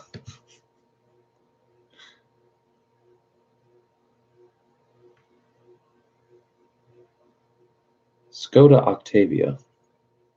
What the fuck is this thing?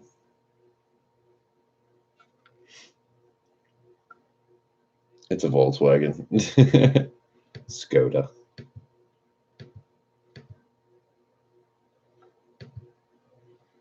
Dude, that thing does not look like a Volkswagen. That thing looks like a fucking BMW station wagon. What the fuck?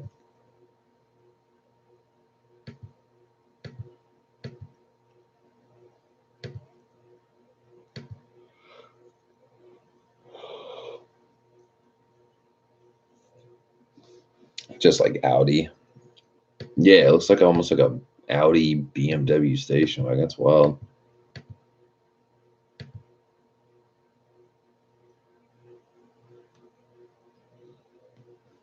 Das Auto. That's right. Das Boot.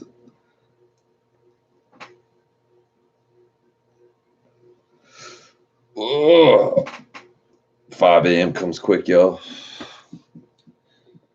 Well, shit, guys. I think I'm going to need to retire, get me some sleep, try to recharge. Been a lot of streaming tonight. But thanks for watching. It was nice chatting with you all. Car talk, music talk, shooting shit, weirdos, trolls, you name it, we get them. That's right.